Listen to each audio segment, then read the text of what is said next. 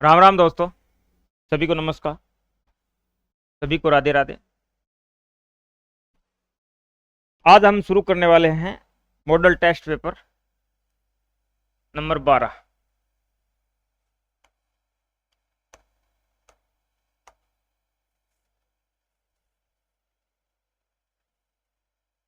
Number model test paper अपना आज शुरू करने वाले हैं। साथियों, आपको ये जरूर देखना है अपने हिसाब से, जिस हिसाब से भी आप स्पीड करके समझ पाओ उस हिसाब से देख लेना। और जहाँ पे आपको लगे इसको समझना ज़्यादा जरूरी है वहाँ पे थोड़ी आवाज़ स्लो कर लेना अपने हिसाब से, लेकिन एक बार जरूर देख के देने जाना है। टोटल सॉलिड पेपर और टोटल मॉडल पेपर आपने देख लिया ना, आपको निश्चित रूप से 10 से 15 क्वेश्चन का निश्चित रूप से फायदा होगा। आप देख लेना, इस मेरी बात का आप गांठ बांध लेना, 15 क्वेश्चन का आपको निश्चित रूप से फायदा होगा। एक एक क्वेश्चन के लिए अपन को कितना संघर्ष करना पड़ता है। सारी चीजें हम अब जो सॉलिड बुक थी उसके वीडियो सॉल्यूशन हमने ऐप में करवा दिए थे। जो साथी पहले देख चुके हैं उनको पता है कि वो हमने सर्दियों में रिकॉर्ड किए थे, तो उसमें हमने सर्दियों के कपड़े पहन रखे थे। तो अब जो कर रहे हैं तो दोबारा आपको अलग से दोबारा करवा रहे हैं, डबल मेहनत हम आपके लिए कर रहे हैं। तो आपसे भी विनम्र निवेदन रहेगा, कोई गलती हमसे हो जाए तो आपका कर्तव्य है कि आप अवगत करा दें, एक सभ्य भाषा में अपना मैसेज दें, उसे हम समझ जाएंगे। कोई गलती हुई तो हम स्वीकार कर लेंगे और नीचे कमेंट के नीचे आपको उत्तर भी दे देंगे। आपका भी दायित्व बनता है जब हम इतनी मेहनत कर रहे हैं। और जो साथी दिल से जुड़े हुए हैं तो उन साथियों से निवेदन है, एक बार अपने सोशल मीडिया प्लेटफॉर्म पर चाहे व्हाट्सएप पर स्टेटस लगाएं और या कोई अलग टेलीग्राम वगैरह जो भी आप चला रहे हैं, कोई किसी भी ग्रुप में जुड़े हुए हैं और उसमें डालने की इजाज़त है, ठीक है, या एडमिन बने हुए हैं, तो आप निश्चित रूप से एक एक बार सभी साथी इसको शेयर जरूर करें। ठीक है, यही आपके लिए गुरु दक्षिणा है। ठीक है, चलो शुरुआत करते हैं मॉडल पेपर 12। पहला क्वेश्चन, भारतीय संविधान पर सर्वाधिक विदेशी प्रभाव किस राष्ट्र के संविधान का पड़ा? ये संविधान की विशेषताओं से पहले टॉपिक से उठाया गया है। सबसे ज्यादा प्रभाव ये कह रहा है, राष्ट्र का पूछ रहा है, देश का पूछ रहा है, किसका पड़ा? तो सर्वाधिक प्रभाव अपना ब्रिटेन का पड़ा। सर्वाधिक प्रभाव किसी देश का पूछा जाए तो ब्रिटेन का पड़ा। अगर इसमें पूछा जाए कि सर्वाधिक प्रभाव, सीधा लिख दे सर्वाधिक प्रभाव किसका पड़ा, या अपना संविधान है वो सर्वाधिक ऋणी किसका है, तो वो है भारत शासन अधिनियम 1935। भारत शासन अधिनियम 1935 60+ हुबू मैटर इनमें से उठाया गया था। ठीक है ना, 60+ बहुत हो जाता है 60+, ठीक है ना, 2/3 मैटर, लगभग 2/3 मैटर है वो भारत शासन अधिनियम 1935 से उठाया गया था। आपातकालीन उपबंध भी इनसे उठाए गए थे। आपातकाल में अधिकारों का स्थगन करना है वो जर्मनी से है। दोनों को डिफरेंस समझना है। आपातकाल के उपबंध इसी में से उठाए गए थे। सूचियां भी इन्हीं में से थी पहले अपनी। ठीक है, तीनों सूचियों का इसमें वर्णन था। तो सबसे ज्यादा ऋणी है तो भारत शासन अधिनियम 1935 का है। अगर देश का नाम दे दिया, राष्ट्र का नाम दे दिया तो ब्रिटेन। नेक्स्ट क्वेश्चन, सर्वोच्च न्यायालय किसी कानून को असंवैधानिक किस अधिकार के तहत करता है? किस अधिकार के तहत करता है? न्यायिक पुनरावलोकन शक्ति के माध्यम से करता है। न्यायिक पुनरावलोकन कहीं संविधान में लिखा हुआ क्या? नहीं लिखा हुआ। कहां से उठाया गया? अमेरिका से। अमेरिका से उठाया गया, न कि अमेरिका के संविधान से। शब्दावली का ध्यान रखना है। अमेरिका से, अमेरिका के संविधान से, तो आपको करना है अमेरिका से उठाया गया है, क्योंकि अमेरिका के संविधान में भी कहीं न्यायिक पुनरावलोकन शब्दावली का प्रयोग नहीं किया गया है। न भारत के संविधान में कहीं आपको न्यायिक पुनरावलोकन शब्दावली का प्रयोग मिलेगा। भारत और अमेरिका, अमेरिका में न्यायिक पुनरावलोकन चलता है, भारत ने उसको उठाया है। ठीक है, तो भारत और अमेरिका दोनों न्यायिक पुनरावलोकन का प्रयोग करते हैं।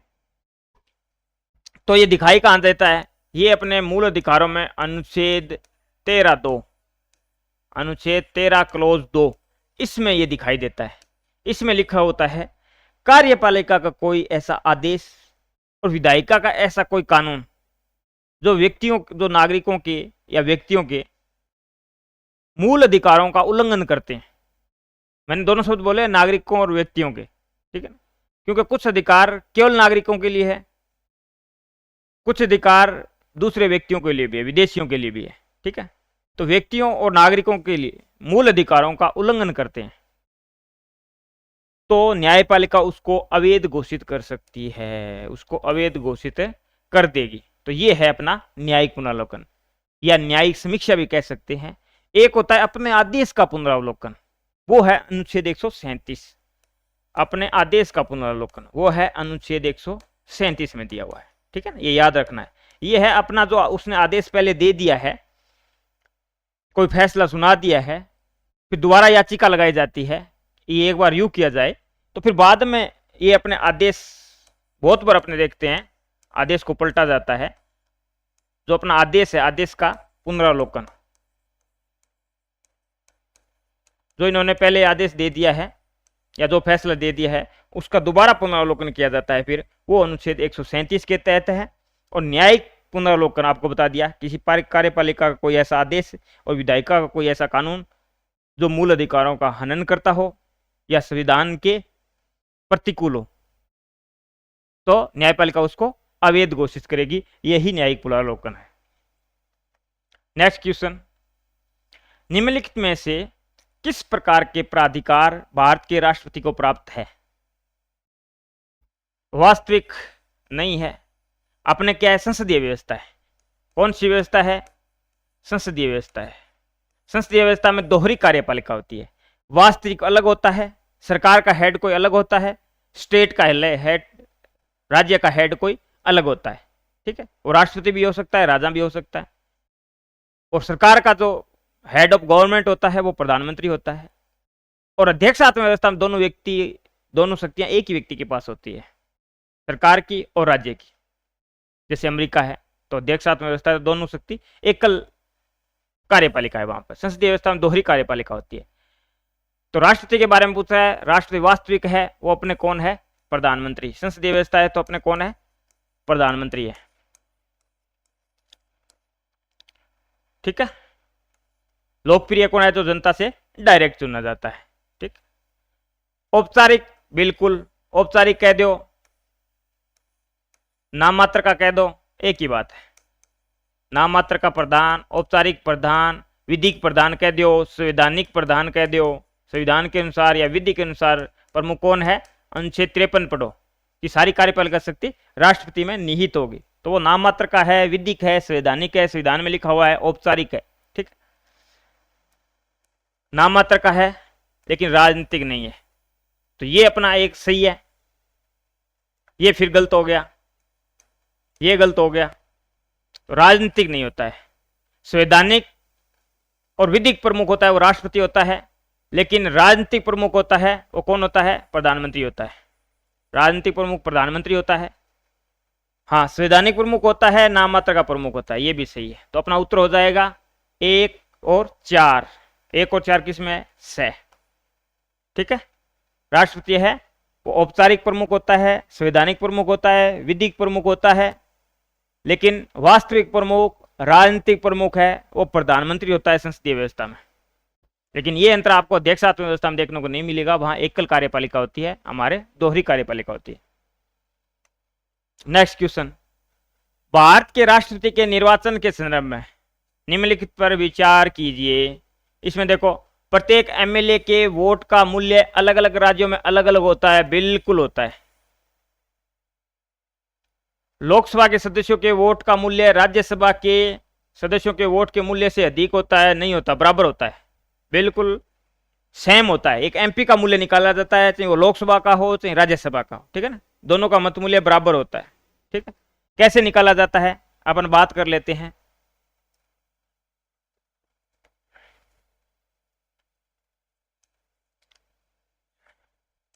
MLA, member of legislative assembly, एक एमएलए का मत मूल्य निकालना है तो कैसे निकाला जाएगा? कुल जनसंख्या,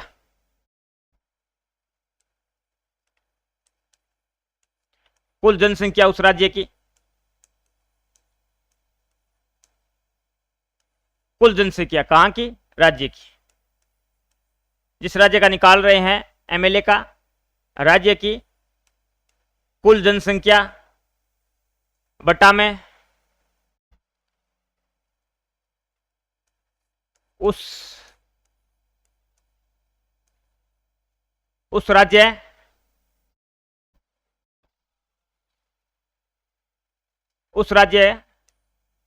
के निर्वाचित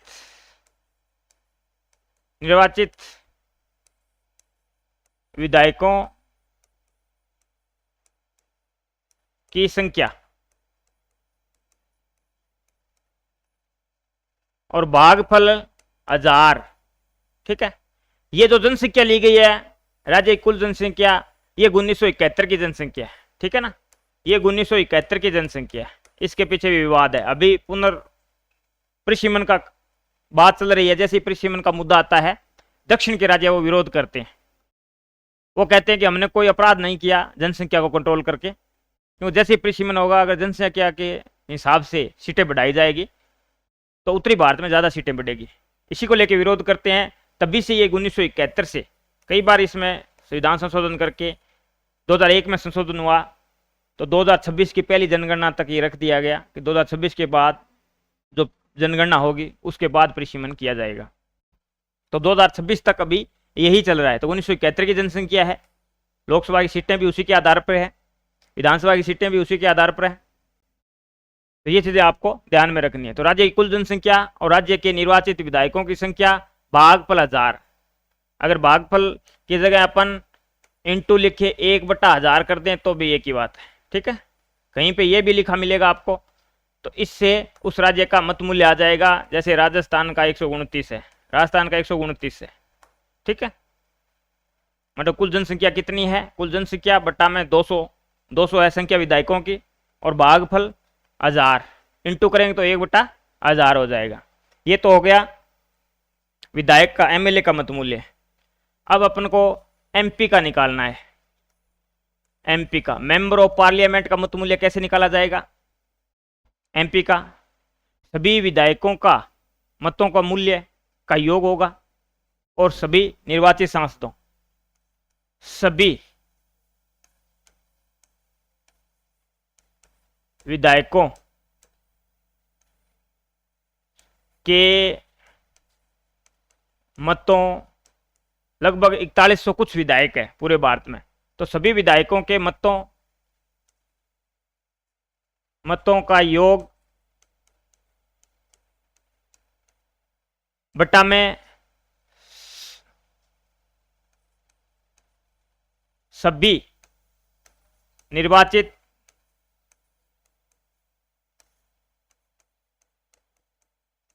सांसदों की संख्या,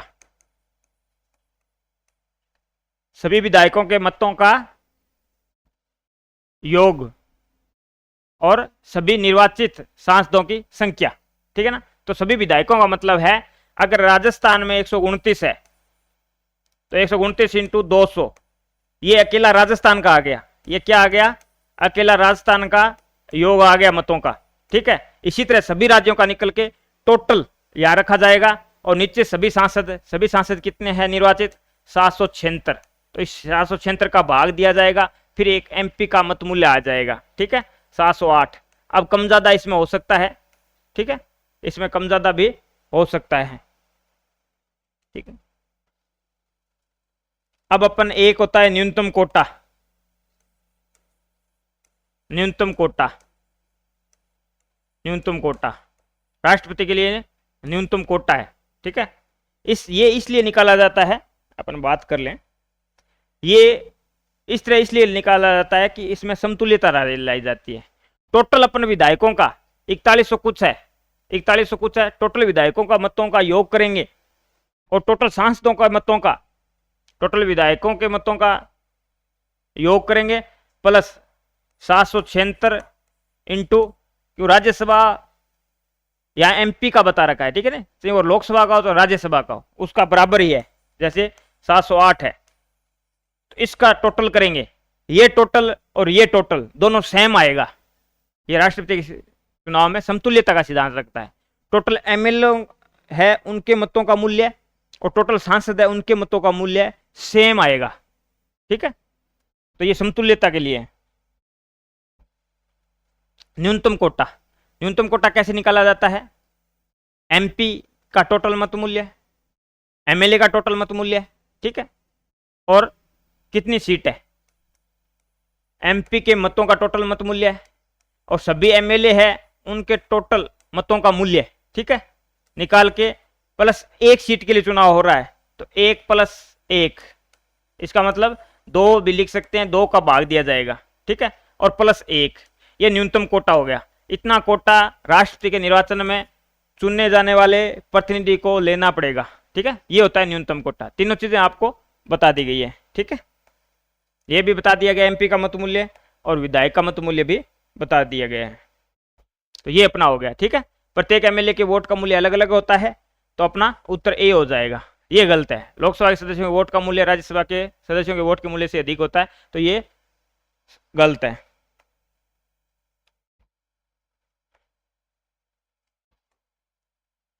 नेक्स्ट क्वेश्चन, कौन सा वक्तव्य भारत के सर्वोच्च न्यायालय के लिए सही है? भारत के सर्वोच्च न्यायालय के पास किसी न्यायालय की अपील सुनने का अधिकार है? बिल्कुल है, किसी भी न्यायालय की अपील ये सुन सकता है। संवैधानिक मामलों से संबंधित कोई अपील करनी है, संवैधानिक मामलों से संबंधित है तो अनुच्छेद 132 के तहत, दीवानी मामलों से है तो अनुच्छेद 133 के तहत, फौजदारी मामलों से, अपराध वाले मामलों से है, ये दीवानी है संपत्ति, ठीक है, दीवानी कह दियो, संपत्ति कह दियो। फौजदारी मामलों से है तो अनुच्छेद 134, विशेष इजाजत वाले है तो अनुच्छेद 136 के तहत अपन अपील कर सकते हैं, ठीक है। तो सभी न्यायालयों के जो निष्ठ न्यायालय है, सुप्रीम कोर्ट से ऊपर कुछ भी नहीं है, ठीक है। तो अंतिम अपीलीय न्यायालय अपना है वो सुप्रीम कोर्ट है, ठीक है। सर्वोच्च न्यायालय के पास राष्ट्रपति को परामर्श देने की शक्ति है, परामर्श, अनुच्छेद 143, अनुच्छेद 143 में है। इसमें कई चीजें विशेष रूप से आपको ध्यान रखनी है। एक तो राष्ट्रपति जब मांगेगा तभी परामर्श देगा, ठीक है ना, न्यायालय चाल के कोई भी परामर्श राष्ट्रपति को नहीं देगा। दूसरा, जब संविधान लागू हुआ 26 जनवरी 1950 को, इससे पहले का कोई मामला है, 26 जनवरी 1950 को अपना संविधान लागू हुआ, इससे पहले का कोई मामला है तो सुप्रीम कोर्ट परामर्श देने के लिए बाध्य है। कोई भी मांगा जाएगा, इस तरह का कोई प्रश्न होता है कानून से संबंधित या जो भी संविधान से संबंधित कोई ऐसा प्रश्न है, ऐसा कोई विधि है या ऐसा कोई तथ्य है, तो उसके संबंध में कोई परामर्श मांगा जाएगा तो न्यायालय देने के लिए बाध्य है। 26 जनवरी 1950 संविधान लागू होने के बाद का कोई मामला है तो उसके लिए न्यायपालिका बाध्य नहीं है, सुप्रीम कोर्ट बाध्य नहीं है। अब जो परामर्श न्यायपालिका देती है वो राष्ट्रपति मानने के लिए बाध्य नहीं है। ये जो परामर्श मांगा जाता है इसके लिए न्यायपालिका एक संवैधानिक पीठ बनाती है, संवैधानिक पीठ बनाती है, संवैधानिक पीठ, संवैधानिक पीठ बनाती है। इस पीठ में न्यूनतम अपन ने पढ़ा था कि संवैधानिक पीठ में न्यूनतम 5 जज होंगे, न्यूनतम 5 जज होंगे। सामान्य पीठ में न्यूनतम 3 जज होते हैं, तो एक संवैधानिक पीठ बनती है, उसमें न्यूनतम 5 जज होंगे, वो फिर बाद में परामर्श देते हैं। तो इन 3-4 बातों का ध्यान रखना है। एक तो अनुच्छेद 143 के तहत परामर्श राष्ट्रपति मांग सकता है, बिना परामर्श मांगे राष्ट्रपति को सुप्रीम कोर्ट है वो परामर्श नहीं दे सकती। 26 जनवरी 1950 से पहले का मामला है, जब संविधान लागू हुआ तो उस पर मांगा जाता है तो उस पर देने के लिए न्यायपालिका बाध्य है। 26 जनवरी 1950 के बाद का मामला है तो न्यायपालिका बाध्य नहीं है, और जो परामर्श दिया जाता है राष्ट्रपति वो मानने के लिए बाध्य नहीं है, ठीक है, वो मान भी सकता है लेकिन बाध्य नहीं है। इसके लिए संवैधानिक पीठ बैठती है, इसमें न्यूनतम 5 जज होते हैं, ठीक है। तो ये बातें आपको ध्यान रखनी है। सर्वोच्च न्यायालय के न्यायाधीशों का वेतन संसद के वोट द्वारा तय होता है? नहीं, वोटिंग नहीं होती, केवल चर्चा होती है। वेतन भत्तों से संबंधित जो भी मामले हैं, सुप्रीम कोर्ट के जजों के, हाई कोर्ट के जजों के जो भी मामले हैं, उन पे केवल चर्चा हो सकती है, विचार विमर्श किया जा सकता है, उस पर कभी वोटिंग नहीं होती। ठीक है, उस पर कभी वोटिंग नहीं होती है। न्यायपालिका क्षेत्राधिकार भारत के सभी न्यायालयों पर बाधित है, बिल्कुल सभी न्यायालयों पर बाधित है। तो अपना उत्तर हो जाएगा 3 छोड़ दो, 1 2 4, ब हो जाएगा अपना उत्तर। क्या हो जाएगा अपना उत्तर? ब हो जाएगा। 1 2 4, 3 एक गलत है। ठीक है, अब 5 क्वेश्चन पॉलिटिकल के कंप्लीट हुए। अब 10 क्वेश्चन आपके करंट जीके के। तो 2 नंबर वीडियो में मैंने सारा बता दिया है कि किस हिसाब से हमने क्वेश्चन उठाए हैं।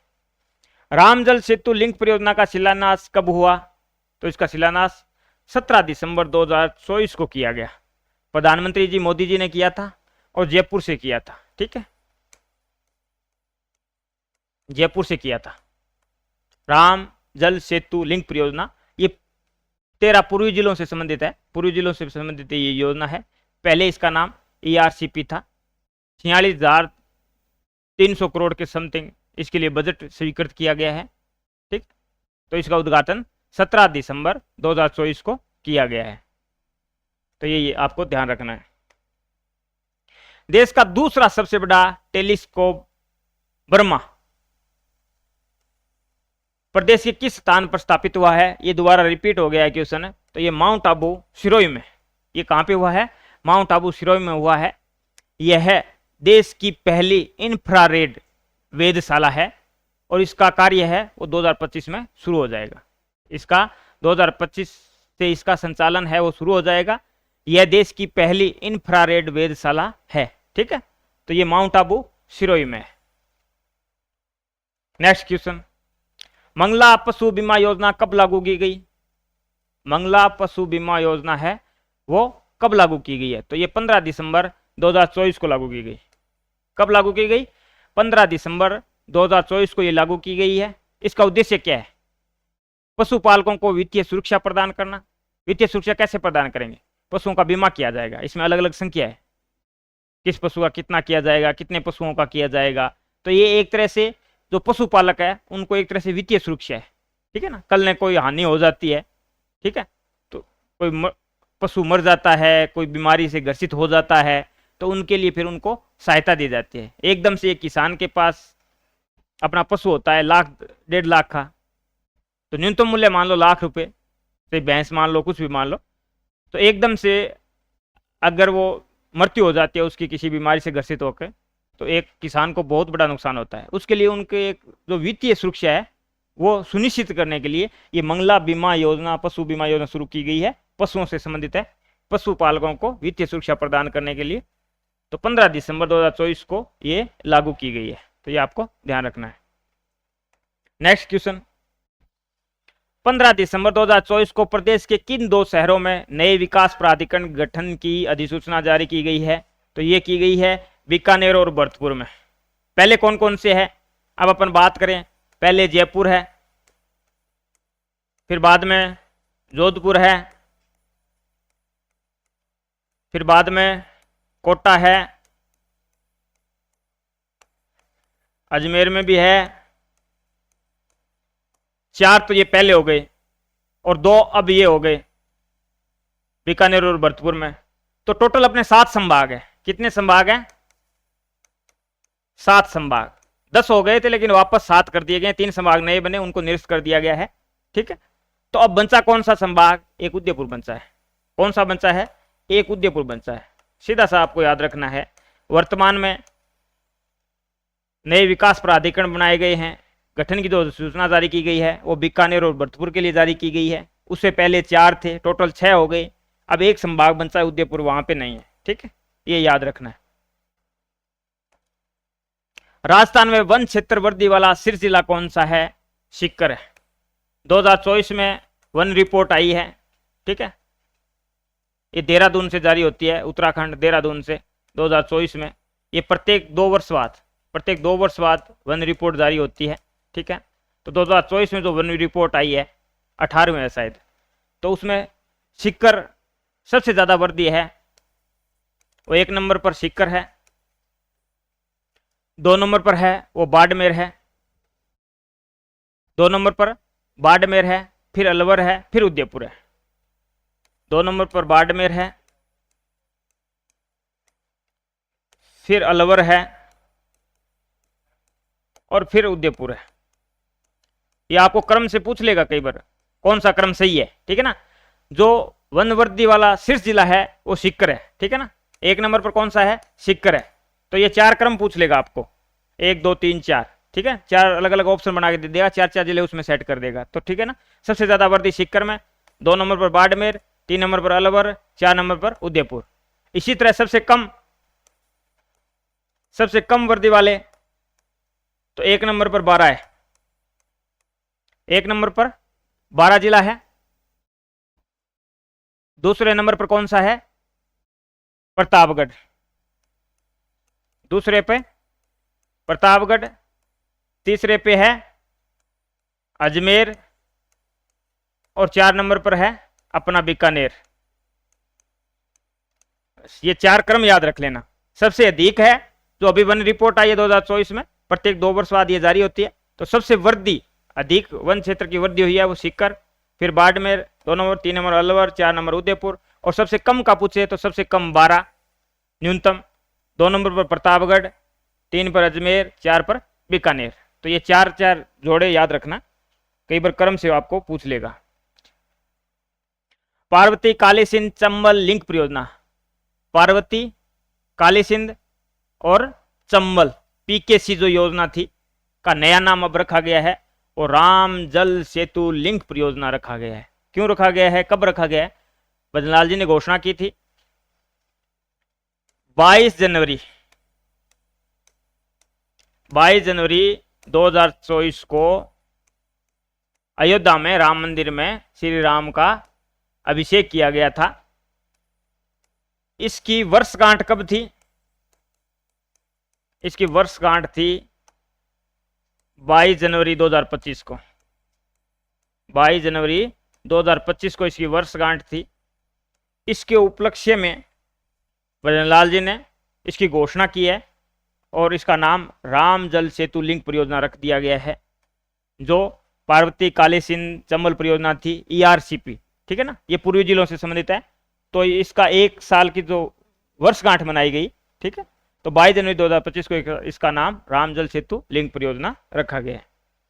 राज्य के किस कलाकार को पहला कला रत्न पुरस्कार प्रदान किया गया है, तो डॉक्टर दीपक साल्वी को प्रदान किया गया है, डॉक्टर दीपक साल्वी को प्रदान किया गया है। 18वां जो अंतर्राष्ट्रीय कला पर्व हुआ था उसमें राज्य युवा कला रत्न पुरस्कार है वो राजस्थान के डॉक्टर दीपक साल्वी को प्रदान किया गया है।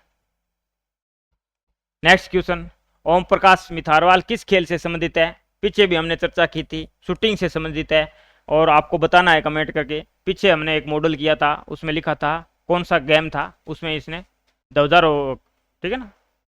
तो ध्वज लेके यही आगे चले थे पूरी टीम के, राजस्थान की टीम के। तो आपको ये बताना है कौन सा गेम था वो। नेक्स्ट, 18 जनवरी 2025 को केंद्र सरकार की स्वामित्व के कार्डों का वितरण किया गया। योजना का मुख्य उद्देश्य है ग्रामीण क्षेत्रों में संपत्ति कार्ड वितरण करना। एक किसान है, गांव के जो लोग हैं उनको उनके अधिकार देना। भारत में इसका मुख्य उद्देश्य है भारत में जो भूमि संबंधी समस्या है उसको समाधान करना और ग्रामीण आबादी को आर्थिक रूप से सशक्त बनाना इसका मुख्य उद्देश्य है। तो ग्रामीण क्षेत्रों में ये संपत्ति कार्ड वितरण किए गए हैं। नेक्स्ट क्वेश्चन, कर्म भूमि से मातृभूमि अभियान के तहत राजस्थान के पहले चरण में कितने जिले शामिल किए गए हैं, तो ये हमने पहले मॉडल में पढ़ा था। ये किससे संबंधित है, जल संरक्षण की एक पहल है। जो जल संरक्षण है उसके लिए एक पहल है। इसके लिए भूजल जो गिरावट आ रही है, भूजल में जो गिरावट आ रही है उसको रोकना है, गिरावट को है और रोकना है, उसको कंट्रोल करना है, ठीक है। जो भूजल में कमी आ रही है, जो गिरावट आ रही है उसको रोकना है। ये पहले चरण में 6 जिले हैं। इसमें पहले चरण में कितने जिले लिए गए हैं, 6 जिले लिए गए हैं। कौन कौन से है, सिरोही है, पाली है, जोधपुर है, भीलवाड़ा है, झुंझुनू है और जयपुर है। 6 जिले इसमें शामिल किए गए हैं, सिरोही, पाली, जोधपुर, भीलवाड़ा, झुंझुनू और जयपुर। चलो साथियों, 10 करंट के और 5 पॉलिटिकल कंप्लीट हुए। अब रोहित सर आपको इतिहास के करवाएंगे, राजस्थान इतिहास।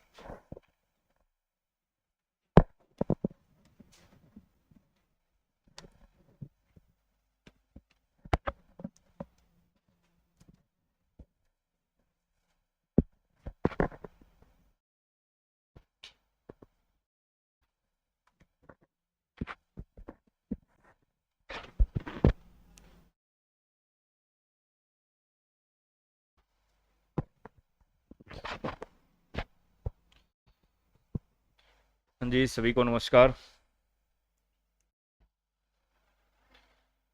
चलिए कितने सोपानों में सिरोही का राजस्थान में विलय हुआ? 16 नंबर प्रश्न है। कितने सोपानों में सिरोही का राजस्थान में विलय हुआ? तो आप जानते हैं राजस्थान का जो एकीकरण है कुल कितने चरणों में हुआ है? 7 चरणों में हुआ है। ठीक है। इसका जो छठा चरण है उसके अंतर्गत क्या है आपका? सिरोही का आबू देलवाड़ा। ठीक है। आबू देलवाड़ा को छोड़कर क्या है शामिल किया जाता है, लेकिन राजस्थान के अंदर क्या है इसका विरोध होता है। और इसी टाइम के आपके राज्य पुनर्गठन आयोग का गठन हुआ होता है, और ये जो आयोग है वो भी ये सिफारिश करता है कि भी जो आबू देलवाड़ा है इसे राजस्थान में शामिल रहना चाहिए। ठीक है। तो पहले 26 जनवरी 1950, 26 जनवरी 1950 आबू देलवाड़ा को छोड़कर बाकी सिरोही को शामिल किया जाता है।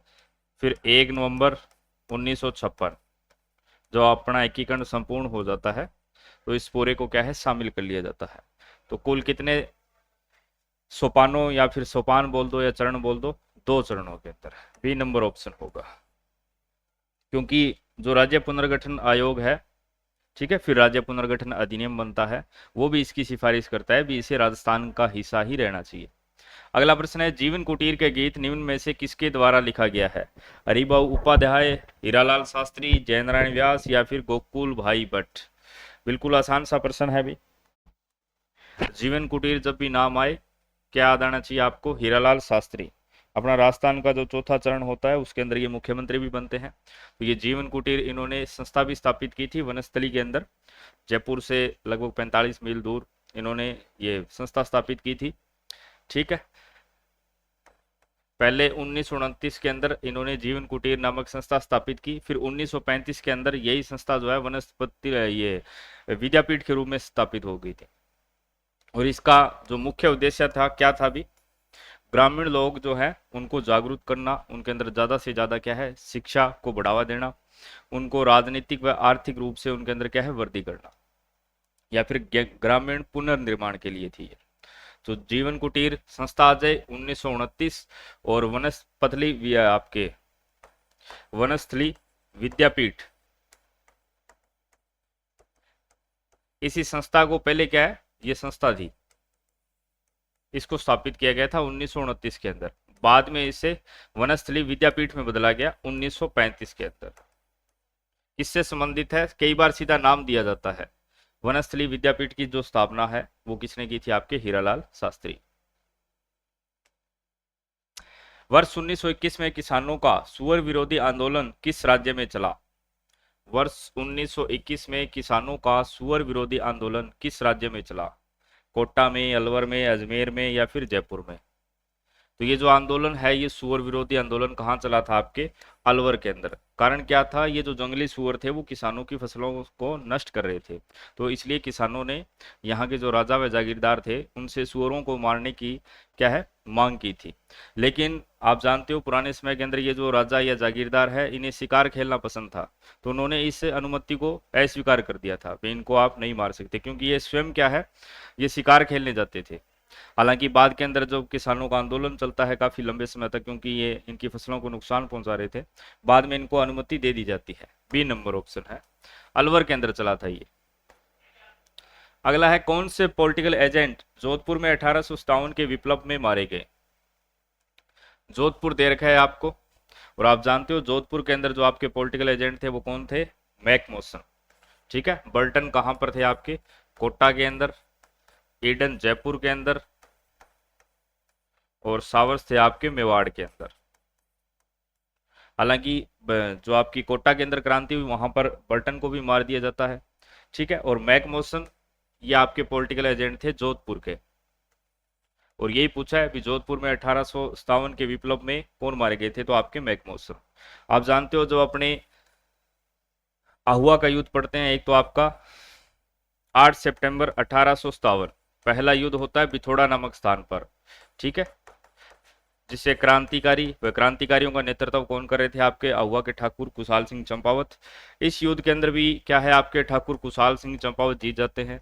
फिर दूसरा युद्ध होता है चेलावास का युद्ध 18 सितंबर 1857, जिसे अपने काले गोरों का युद्ध भी बोलते हैं, काले गोरों का युद्ध या फिर चेलावास।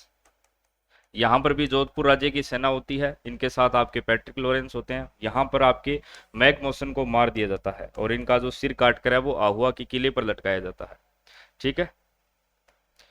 अगला है रणथंभौर के किस चौहान नरेश के सेनापति ने जाइन के निकट जलालुद्दीन खिलजी को हराया था।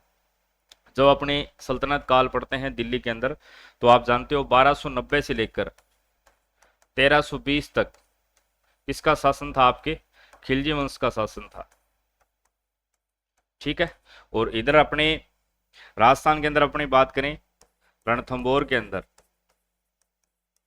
1282 के अंदर क्या है, आपके अमीर शासक बन जाते हैं।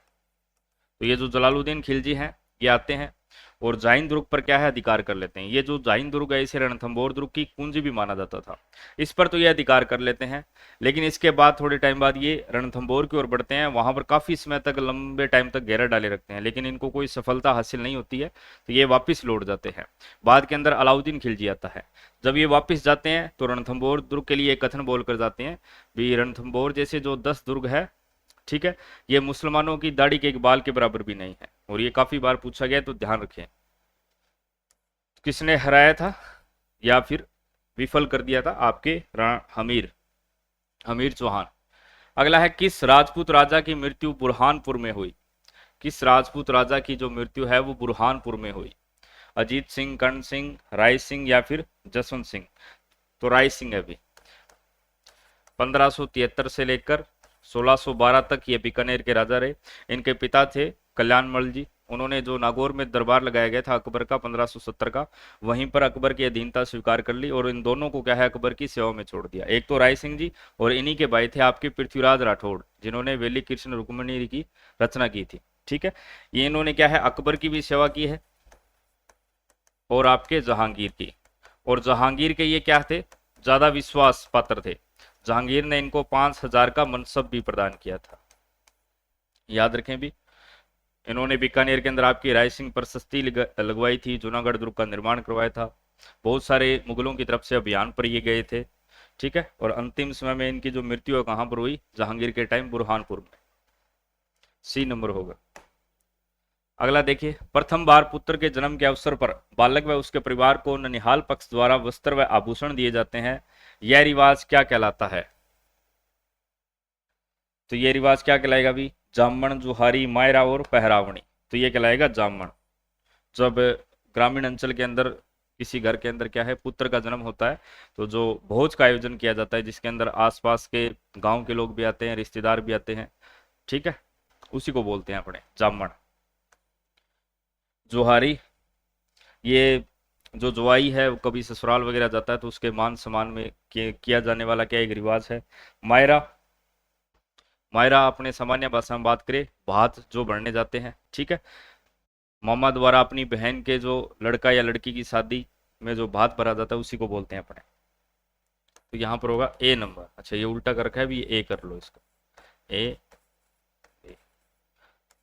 यही पूछा अपने से, पुत्र के जन्म पर अवसर पर, तो आपका हो जाएगा जामण। अगला है, लोक नाट्य की कला को बढ़ावा देने के लिए किस थिएटर की स्थापना की गई। राज मंदिर थिएटर स्वाई जयसिंह द्वारा, राम प्रकाश रंगमंच महाराजा राम सिंह द्वितीय द्वारा, मदरसाई हुनरी महाराजा राम सिंह द्वितीय, पोलो विक्ट्री थिएटर स्वाई जयसिंह। तो यहाँ पर दिया गया है लोक नाट्य की कला को बढ़ावा देने के लिए, और लोक नाट्य कहाँ पर आयोजित किए जाएंगे, किसी रंगमंच पर, ठीक है। तो ये हो जाएगा आपका राम प्रकाश रंगमंच महाराजा राम सिंह द्वितीय। महाराजा राम सिंह जो है आपके 1835 से लेकर 1880 तक इन्होंने क्या है, शासन किया था। और इसका जो निर्माण है इन्हीं के द्वारा 1879 के अंदर करवाया गया था। और इसकी जो शैली है, ये जो राम प्रकाश रंगमंच है, इसकी जो शैली है वो भी याद रखना विक्टोरिया शैली है। इसी प्रकार से इन्हीं के द्वारा मदरसा-ए-हुनरी भी स्थापित किया गया था 1857। हालांकि 1866 के आसपास इसका जो नाम बदल दिया जाता है, Rajasthan school of arts and crafts कर दिया जाता है। यहाँ पर भी क्या है, कला के लिए प्रशिक्षण प्रदान किया जाता है। इसके अलावा जो राज मंदिर थिएटर है, ये स्वाई जय सिंह द्वारा नहीं बनाया गया है, ये काफी बाद के अंदर बना हुआ है।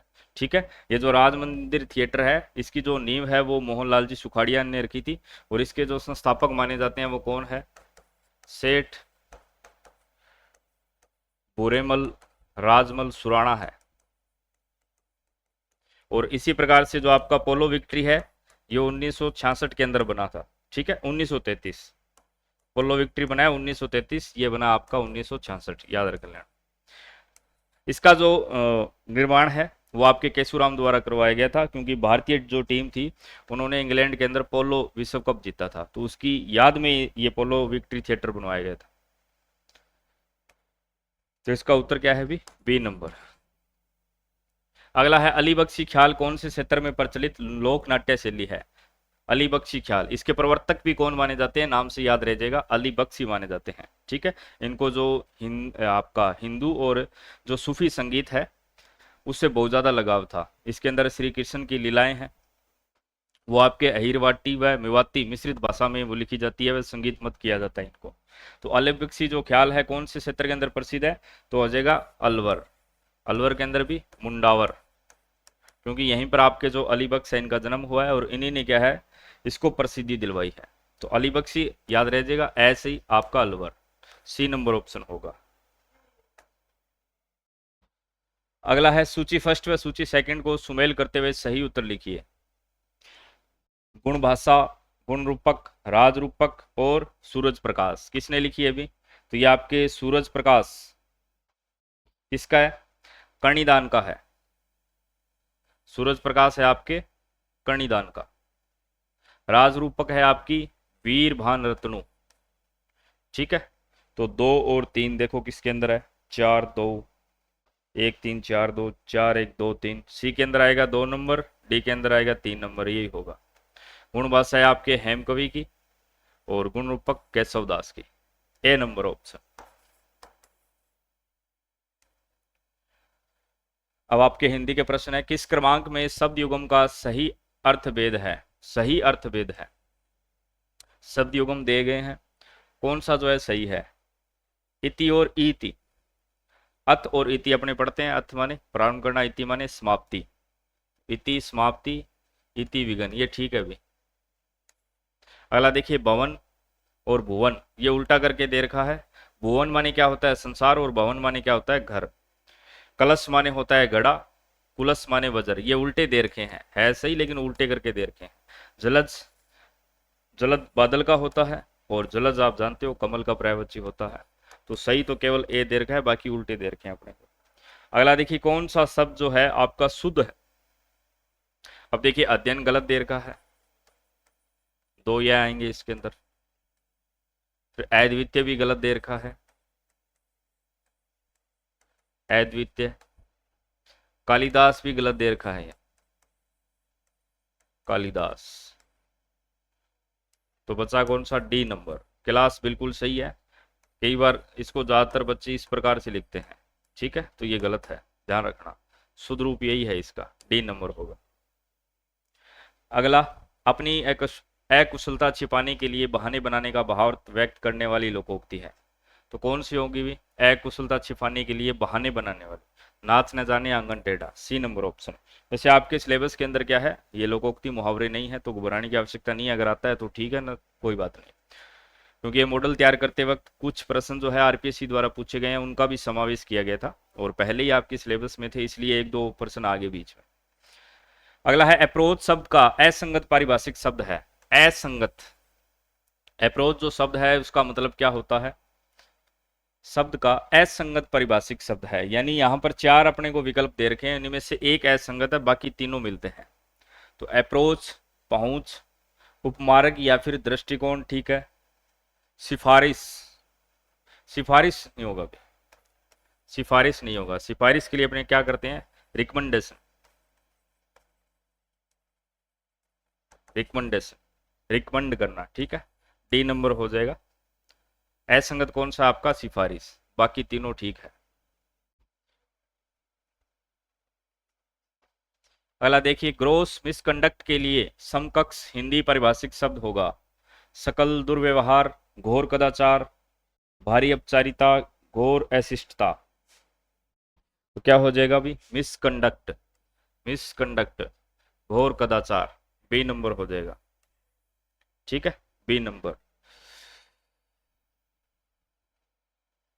अगला है, pick out the correct sentence from those given below.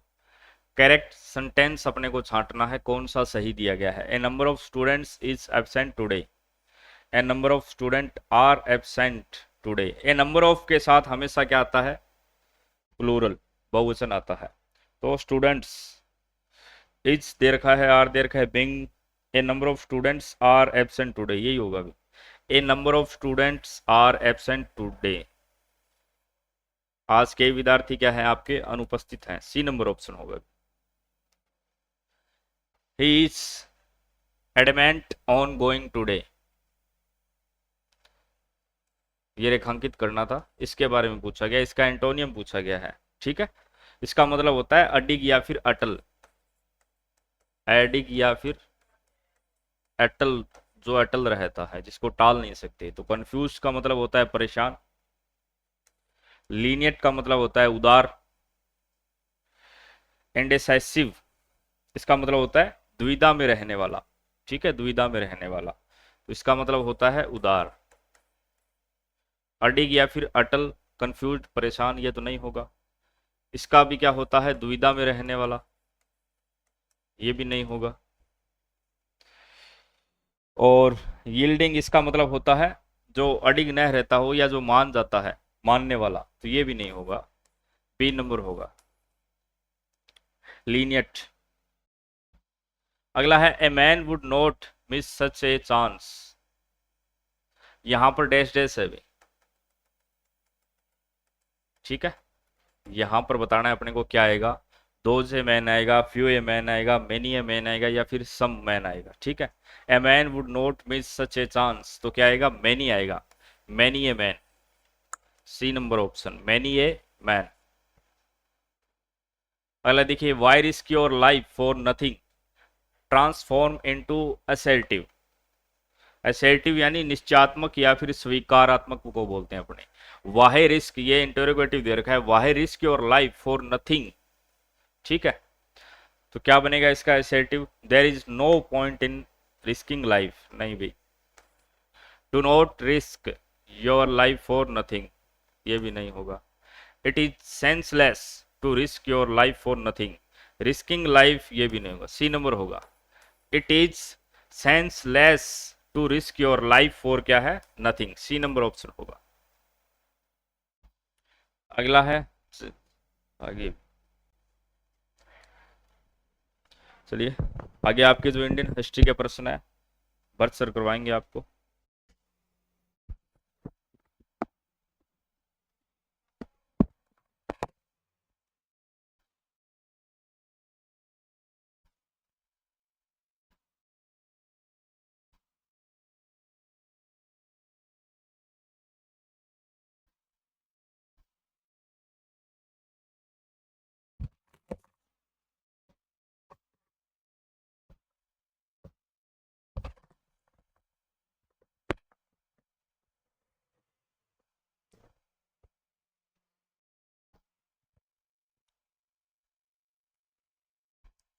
Hello नमस्कार दोस्तों।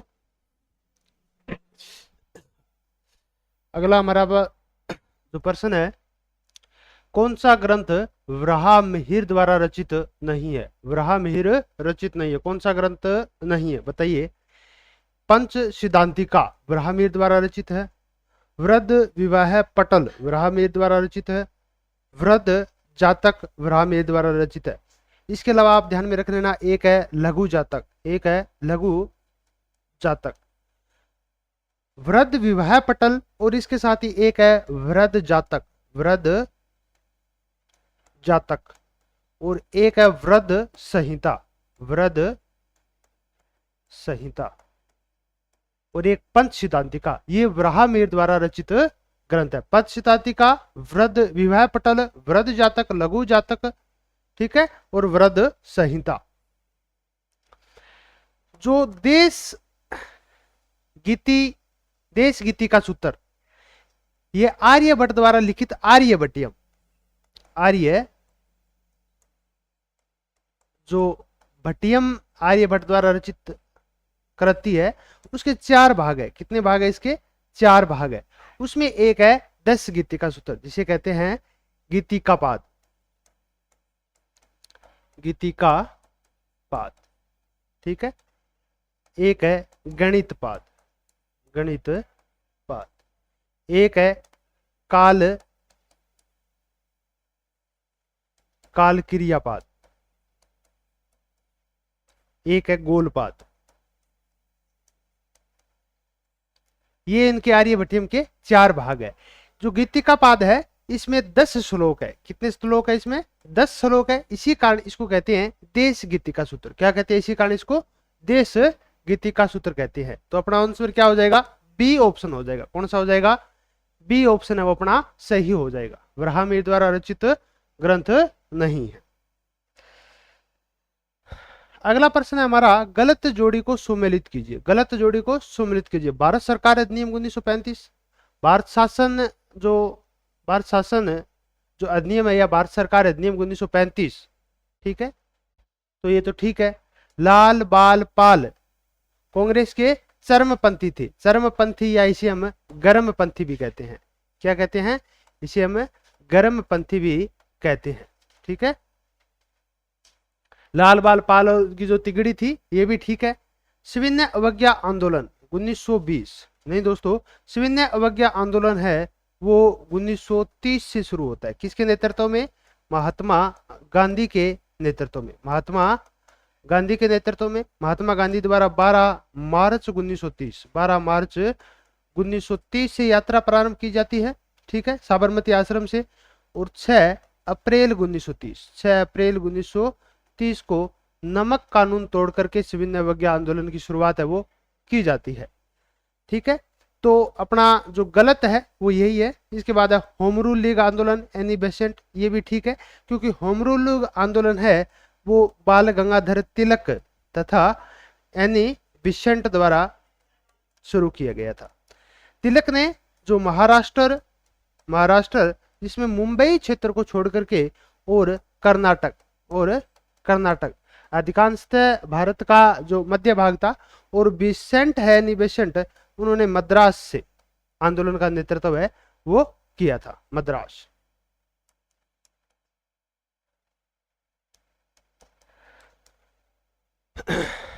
तो आंसर क्या हो जाएगा अपना? सी नंबर या 3 नंबर ऑप्शन हो जाएगा। अगला प्रश्न है हमारा, 1857 की क्रांति के दौरान जगदीशपुर में कुंवर सिंह की मृत्यु के उपरांत विद्रोहियों का नेतृत्व किसने किया? जगदीशपुर बिहार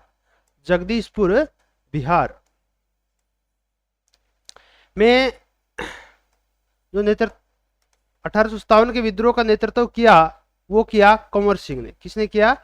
कुंवर सिंह ने। इन्हें बिहार का भीष्म पितामह कहते हैं। इन्हें क्या कहते हैं? बिहार का भीष्म पितामह, भीष्म पितामह, क्योंकि इनकी जो 1857 के विद्रोह में कहते हैं कि 70 वर्ष से अधिक की आयु थी, ठीक है।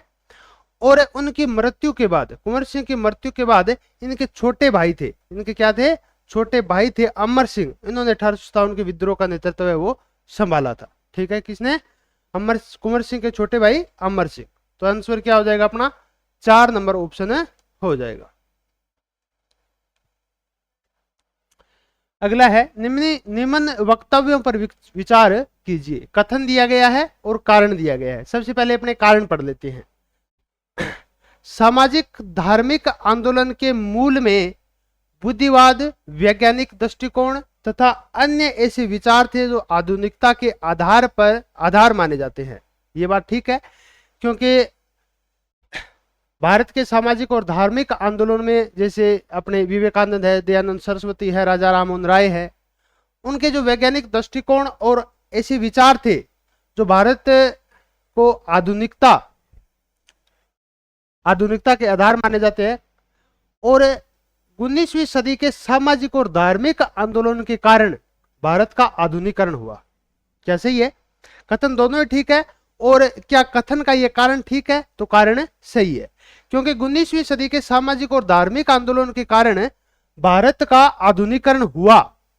ठीक है, भारत का आधुनिकरण हुआ सामाजिक और धार्मिक आंदोलन में। इसमें जो चाहे राजा राममोहन राय की ब्रह्मा समाज है, आत्मीय सभा है, ठीक है, दयानंद सरस्वती की आर्य समाज है, आर्य समाज की स्थापना, ठीक है, प्रार्थना समाज है, ये 19वीं सदी के जो सामाजिक और धार्मिक आंदोलन थे उन्होंने भारत का आधुनिकरण हुआ उससे। ठीक है, जो समाज में फैली जो बुराइयां थी उनका उन्होंने विरोध किया। तो कारण भी सही है, क्योंकि जो वैज्ञानिक दृष्टिकोण, बुद्धिवादी लोग के जो विचार थे, उनका जो आधुनिकता के आधार जो माने जाते हैं, इन्हीं के कारण क्या हुआ, सामाजिक धार्मिक आंदोलन के कारण भारत का आधुनिकरण हुआ। तो ए और आर दोनों सही है, और ए सही व्याख्या आर है। ठीक है, आंसर क्या हो जाएगा अपना? ए नंबर हो जाएगा। अगला प्रश्न हमारा, कौन से सही सुमेलित है? सही सुमेलित कौन से है? चंपारण, राजेंद्र प्रसाद, अहमदाबाद मील श्रमिक, मोरारजी देसाई, नहीं, खेड़ा वल्लभ भाई पटेल। तो इसमें सही सी बात है। कौन से सही सुमेलित है? तो 1 और 3 हो जाएंगे। चंपारण सत्याग्रह, चंपारण सत्याग्रह 1917 में। दोस्तों 1916 में गांधी जी को जो आमंत्रित किया चंपारण सत्याग्रह के लिए, वो थे रामचंद्र शुक्ल। कौन थे? रामचंद्र शुक्ल। ठीक है, और गांधी जी ने 1917 में, गांधी जी ने 1917 में इस महात्मा गांधी जी और गांधी जी के साथ राजेंद्र प्रसाद और एक है ब्रज किशोर प्रसाद, एक है आचार्य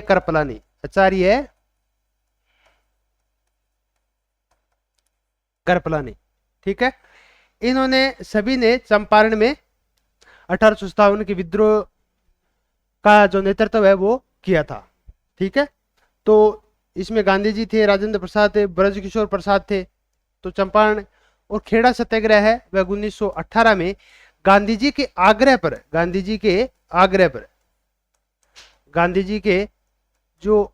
पर वल्लभ भाई पटेल ने खेड़ा सत्याग्रह का जो नेतृत्व है वो किया था। तो 1 और 3 है जो अपना आंसर सही सुमेलित हो जाएगा, आंसर 3। अगला है राजस्थान भूगोल के प्रश्न।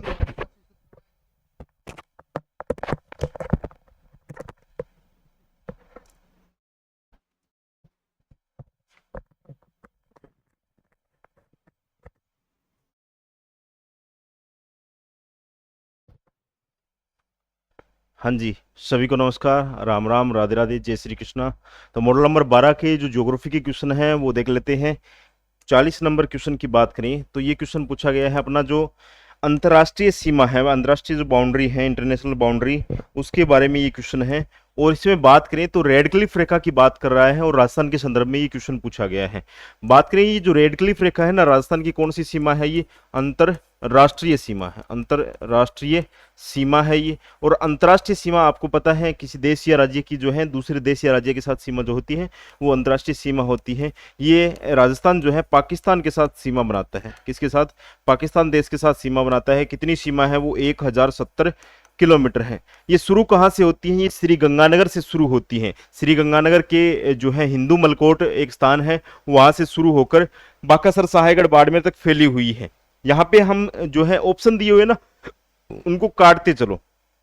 जैसे यहाँ पे कोणा गांव तो ये राजस्थान का उत्तरी स्थान है, उत्तरी बिंदु है ये, उत्तरी बिंदु जो है उत्तरी बिंदु हैं। उत्तरी बिंदु जो है अपना 30 डिग्री 12 मिनट, 23 डिग्री 03 मिनट जो दक्षिणी बिंदु है, और 30 डिग्री 12 मिनट जो उत्तरी अक्षांश जो है अपना उत्तरी बिंदु है ये, ठीक है। और ये जालोर साहेगढ़ जालोर के अंदर नहीं है, ये यहाँ पे गलत दे रखा है। हिंदू मलकोट तो सही है पर साहेगढ़ जालोर के अंदर नहीं है, ये भी गलत है, ये भी गलत है। ये देखो कोणा, यहाँ पे कोणा तो उत्तरी बिंदु है, यहाँ पे पहला ही ऑप्शन अपना राइट है। हिंदू मलकोट श्री गंगानगर से बाखासर साहेगढ़ बाड़मेर तक ये सीमा फैली हुई है। इस पर वर्तमान के अंदर बात करें तो राजस्थान के 5 जिले हैं। कितने जिले हैं?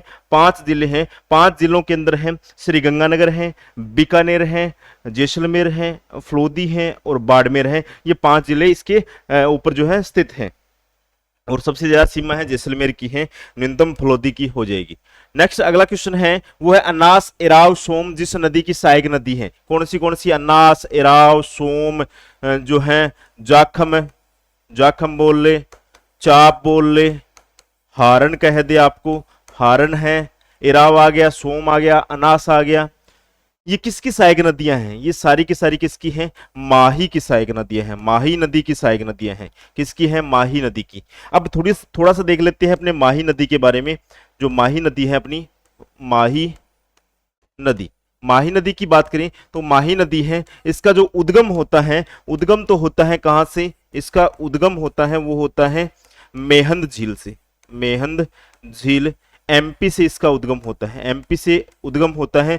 राजस्थान में ये जो है, राजस्थान में कहां से प्रवेश करती है? ये खादू गांव से।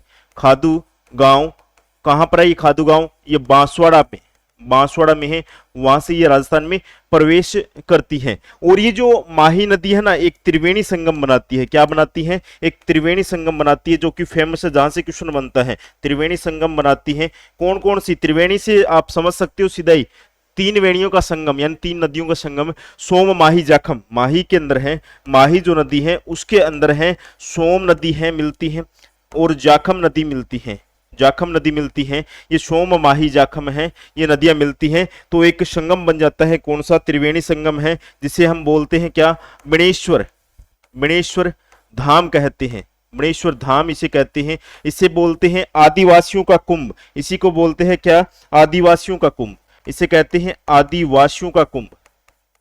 ये भी पूछा गया है, आदिवासियों का कुंभ कहते हैं इसे, आदिवासियों का कुंभ कहते हैं। यहाँ पे जो है माघ पूर्णिमा को मेला भरता है, माघ पूर्णिमा को यहाँ पे मेला भरता है। और इस माघ पूर्णिमा को किसकी याद में? तो याद पूछ ले आपसे तो संत माव जी की याद में, संत माव जी की याद में, माव जी की याद में यहाँ पे मेला भरता है। और यहाँ पे इसी धाम पर है वो खंडित शिवलिंग की पूजा की जाती है, खंडित शिवलिंग की पूजा की जाती है। ये भी ध्यान रखें, खंडित शिवलिंग की यहाँ पे पूजा की जाती है। ये बेणेश्वर धाम है कहाँ पे?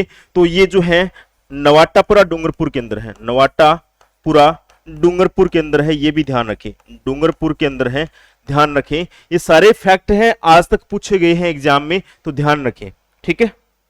तो इसका है माही नदी हो जाएगा अपना राइट आंसर जो है, 1 नंबर ही है इसका 1 नंबर राइट आंसर है। राज्य में तांबड़ा गार्नेट का सर्वाधिक खनन किस जिले में होता है? सर्वाधिक जो खनन तांबड़ा का पूछ रहा है। सबसे पहले ये जो तांबड़ा है ना, तांबड़ा की बात करें तो तांबड़ा को कहते हैं रक्तमणि, रक्तमणि कहते हैं इसको।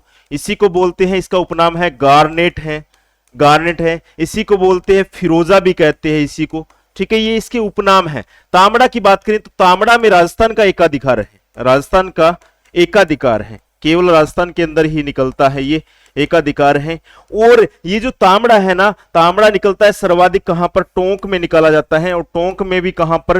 राजमहल के अंदर, राजमहल के अंदर है, टोंक में निकाला जाता है। इसके अलावा ये जो तांबड़ा है ना, इसके अलावा भी कहां कहां पर निकाला जाता है? तो इसके अलावा अजमेर में भी खनन किया जाता है इसका। इसके अलावा बात करें तो दादिया भीलवाड़ा के अंदर, दादिया भीलवाड़ा के अंदर है, भीलवाड़ा के अंदर भी जो है खनन कार्य किया जाता है तांबड़ा का। और अजमेर में पूछ ले आपसे कहां पे? केकड़ी के अंदर है, केकड़ी के अंदर है, ये खनन किया जाता है। दादिया भीलवाड़ा, भीलवाड़ा नाम आ गया तो थोड़ा सा एक और बता देता हूं यहाँ पे आपको। भीलवाड़ा जहां पे एक स्थान है हमीरगढ़। कौन सा?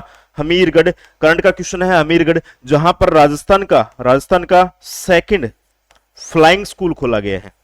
फ्लाइंग स्कूल अभी खोला गया है, हाल ही के अंदर स्कूल खोला गया है। अगर पूछ ले आपसे पहला फ्लाइंग स्कूल कहां पर है? First flying school, first flying school जो है, फ्लाइंग स्कूल कहां पर है, फ्लाइंग स्कूल कहां पर है, ये भी पूछ ले आपसे, तो ये आपको ध्यान रखना है किशनगढ़ के अंदर है। किशनगढ़ जो अजमेर है, किशनगढ़ अजमेर के अंदर है, किशनगढ़ अजमेर के अंदर। सेकंड जो है अभी भीलवाड़ा के अंदर है, हमीरगढ़ के अंदर है। कहां पर है, हमीरगढ़ भीलवाड़ा के अंदर है। सेकंड फ्लाइंग स्कूल खोला गया है, तो इसका राइट आंसर है, सर्वाधिक निकाला जाता है टोंक के राजमहल से, टोंक के राजमहल से निकाला जाता है। अगला जो है क्वेश्चन, स्वर्णिम चतुर्भुज योजना किससे संबंधित है। स्वर्णिम चतुर्भुज योजना, ये बात करें तो एक प्रोजेक्ट चलता है अपना, एक प्रोजेक्ट चलता है नेशनल हाईवे डेवलपमेंट प्रोजेक्ट, राष्ट्रीय राजमार्ग जो प्राधिकरण है, राष्ट्रीय राजमार्ग जो रखरखाव का कार्य है, NHDP है, उसकी बात करें तो इसके तहत जो चार बड़े महानगरों को जोड़ने के लिए,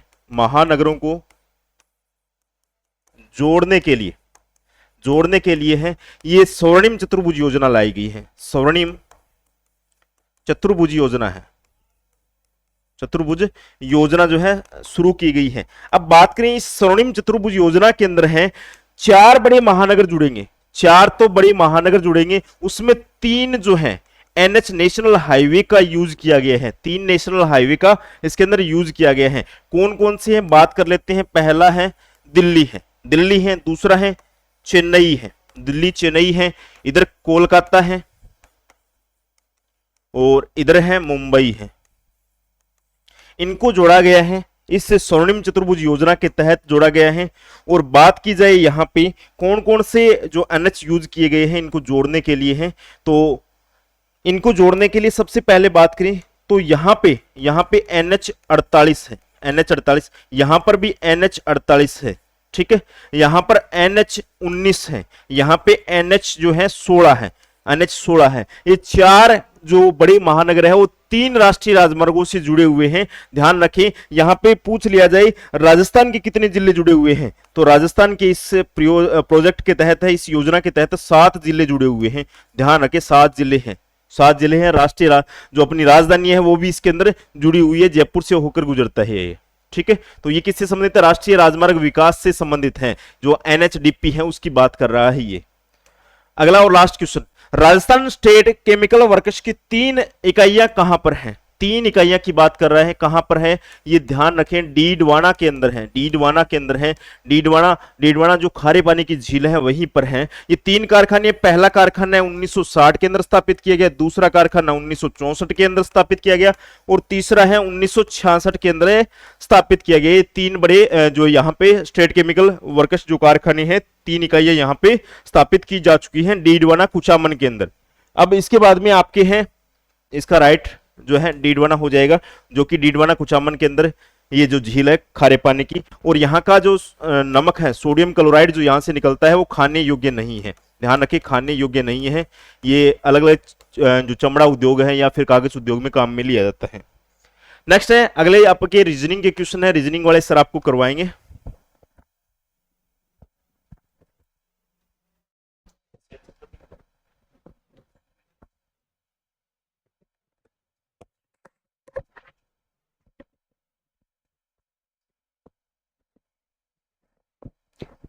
नमस्कार भी। निम्न में से असंगत को चुनिए। असंगत जो इनमें में से भिन्न है उसको चुनना है। 3 एक समान दिए गए हैं, 1 अलग दिया गया है, भिन्न को चुनना है, असंगत या अलग को चुनना है।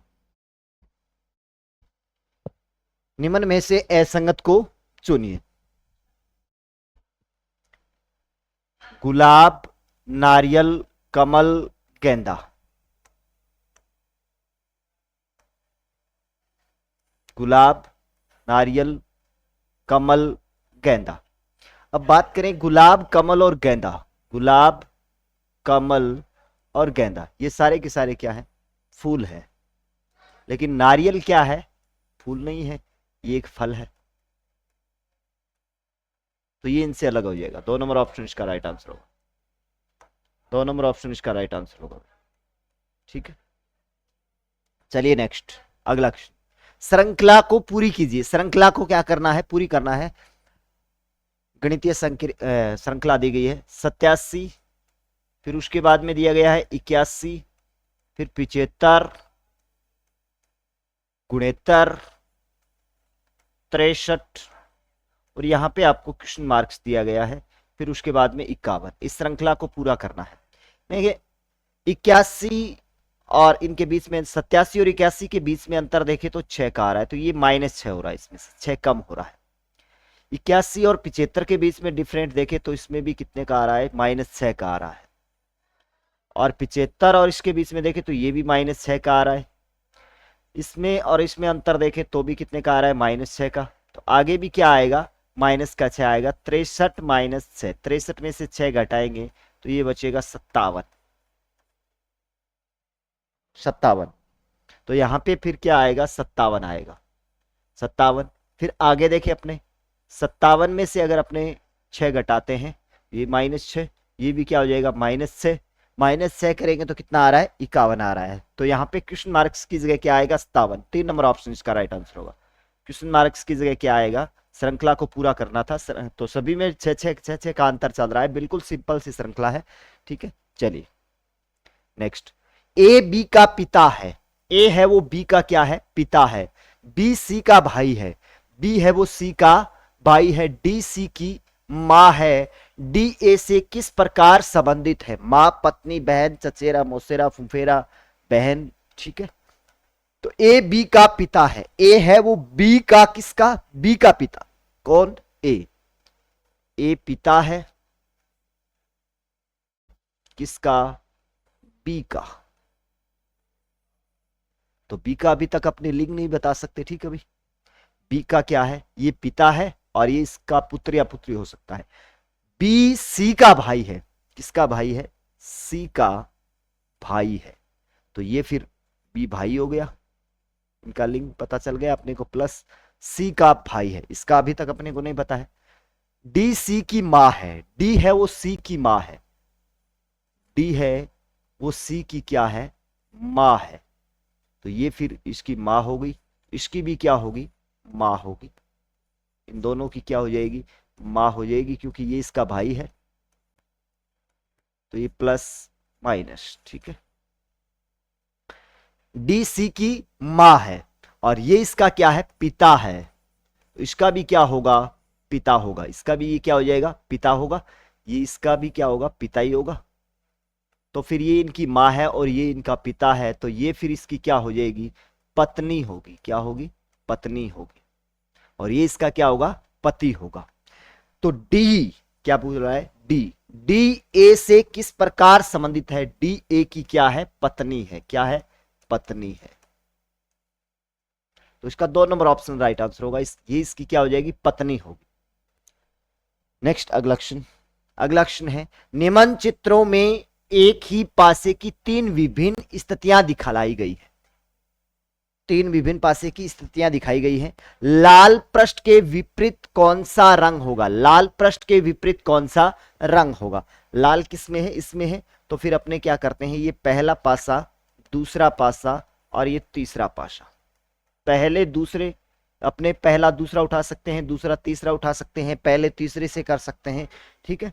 तो मैं पहला और दूसरा पासा ले लेता हूं, पहला और दूसरा पासा। पहला और दूसरा पासा में देखें, सबसे पहले अपने को देखना है कि कोई अंक कॉमन आ रहा है या फिर कोई रंग जो नाम दिए गए हैं उनमें कोई चीज कॉमन आ रही है कि इसमें भी काला है, इसमें भी काला है।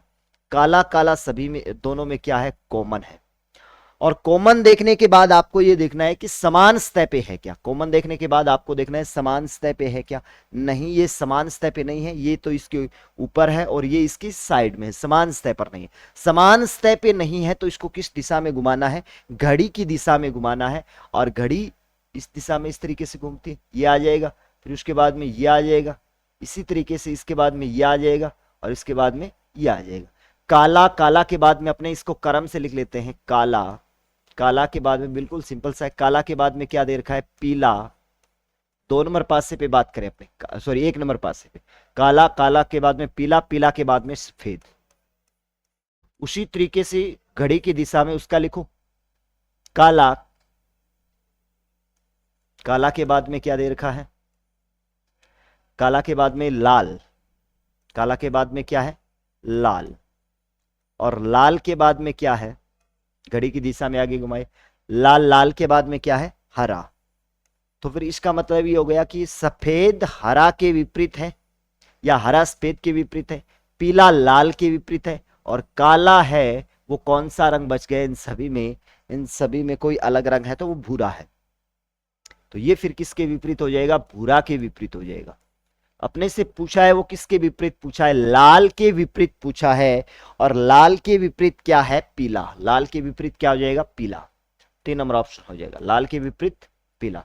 बस सिंपल सा है। चलिए नेक्स्ट, अगला क्वेश्चन। अगला क्वेश्चन आपका मैथ का है, ठीक है, संख्या पद्धति से है।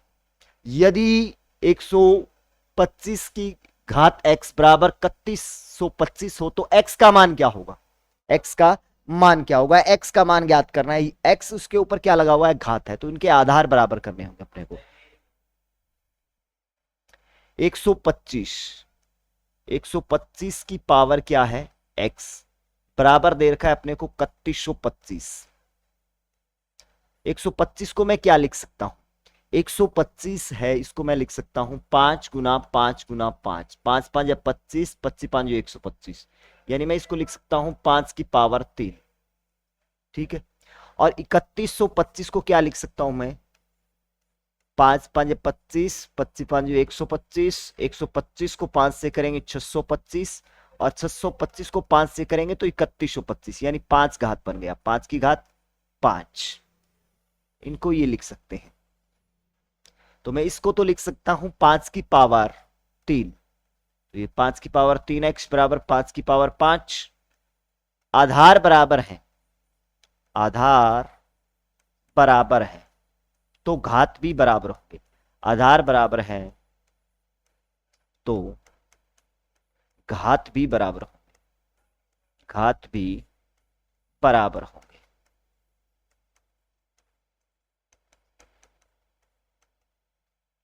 तो 3 की पावर x बराबर कितना हो जाएगा, सॉरी 3x बराबर कितना हो जाएगा, 5। यहां से x की वैल्यू निकाले तो ये गुणा में बटे में 5/3, x की वैल्यू कितनी है, 5/3, 5/3। 2 नंबर ऑप्शन इसका राइट आंसर होगा। तो यहाँ पे आपसे x की वैल्यू पूछी, तो ऐसे क्वेश्चनों को करने के लिए आधार क्या कर देंगे, बराबर कर देंगे, और आधार बराबर करेंगे तो 125 को क्या लिख सकते हैं, 5 की पावर 3, और 3125 को लिख सकते हैं 5 की पावर 5, ठीक है। तो इनके आधार बराबर है तो इनके घात भी बराबर होंगे, और घातों का मान बराबर रख लेते हैं। 3x बराबर कितना है, 5, तो x की वैल्यू कितनी आ जाएगी, 5/3। चलिए नेक्स्ट क्वेश्चन। अगला क्वेश्चन है आपका बीजगणित से है। यदि समीकरण x² माइनस x माइनस 2 बराबर 0 के मूल अल्फा बीटा हो तो x में द्विघात समीकरण ज्ञात कीजिए जिसके मूल ये दोनों दे रखे आपको, यानी 2 अल्फा प्लस 1 और 2 बीटा प्लस 1। तो वो समीकरण क्या है, ये थोड़ा सा टाइपिंग मिस्टेक है, x² है ये, ठीक है, 2 नहीं इनके साथ, ये सारे के सारे क्या है। यदि x² और अपने को दे रखा है x² माइनस x माइनस 2 बराबर क्या है, 0 है। अब मैं इस समीकरण की तुलना करूं ax² plus bx plus c बराबर 0 से तुलना करूं, तो मैं यहां से अल्फा और बीटा मूलों का योग और मूलों का गुणनफल निकाल सकता हूं, उसके बाद में अपने देखेंगे, ठीक है। तो इससे तुलना करेंगे तो यहां पे a का मान ax, इसके साथ क्या लिखा है 1, b का मान देखो तो -1, और c का मान देखे तो -2। इस सारे के सारे a b c के मान प्राप्त हो गए तुलना कर रहे हैं, तुलना से। ये द्विघात समीकरण का व्यापक रूप होता है, इससे तुलना करेंगे तो a b c के मान आ जाएंगे, और मूलों का योग अल्फा प्लस बीटा इसके मूल हैं, मूलों का योग आ जाएगा, मूलों का योग alpha plus beta, alpha plus beta का मान है माइनस, इसका फॉर्मूला होता है -b/a, तो -b का मान कितना है, -1/a का मान 1, तो ये कितना आ जाएगा, माइनस माइनस प्लस, और 1 में 1 का भाग देंगे 1। मूलों का गुणनफल अल्फा गुणा बीटा, इसका फॉर्मूला होता है c/a, सी बटे सी का मान कितना है -2/1, यानी -2 आ जाएगा, -2/1।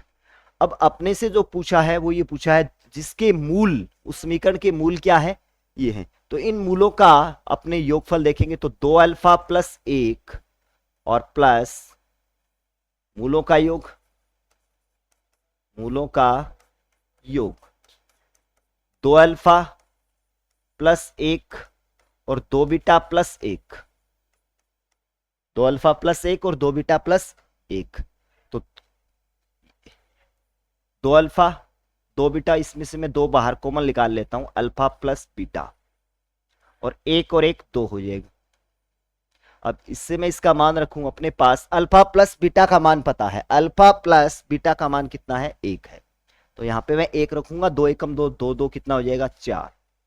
मूलों का गुणनफल, मूलों का गुणनफल, मूलों का गुणनफल अल्फा गुणा बीटा, तो इनका गुणनफल करेंगे 2 अल्फा प्लस 1 और 2 बीटा प्लस 1,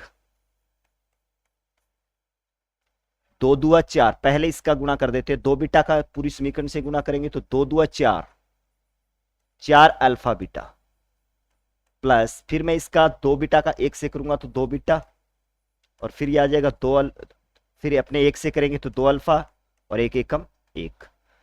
अब इन सभी का मान रख देते हैं, इसमें से 2 बाहर कॉमन ले लेते हैं, 4 अल्फा गुणा बीटा, अल्फा गुणा बीटा का मान कितना है -2, तो 4 को 2 से करेंगे तो माइनस का 8, और इसमें से 2 बाहर कॉमन लेकर के अपने अल्फा प्लस बीटा का मान 1 है तो रखेंगे तो ये 2 प्लस 1, 2 और 1 3, 3 में से 8, 8 में से 3 जाएगा 5, तो ये आ गया इनका मूलों का गुणनफल।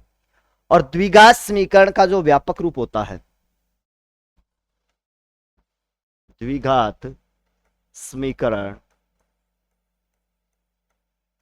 द्विघात समीकरण का अपने फॉर्मूला की बात करें तो इसका फॉर्मूला होता है x² minus alpha plus beta, x minus alpha beta, यदि इसके मूल क्या है अल्फा बीटा है, लेकिन यहां पे मूलों का x² minus alpha plus beta, alpha plus beta, यहाँ पे अल्फा प्लस बीटा वाला मान नहीं उठाना है क्योंकि इनके मूलों का योग उठाना है, ठीक है। और अल्फा प्लस बीटा का मान कितना है यहाँ पे 4, तो इसका मान रख देंगे 4, तो x 4x, सॉरी ये प्लस, ठीक है।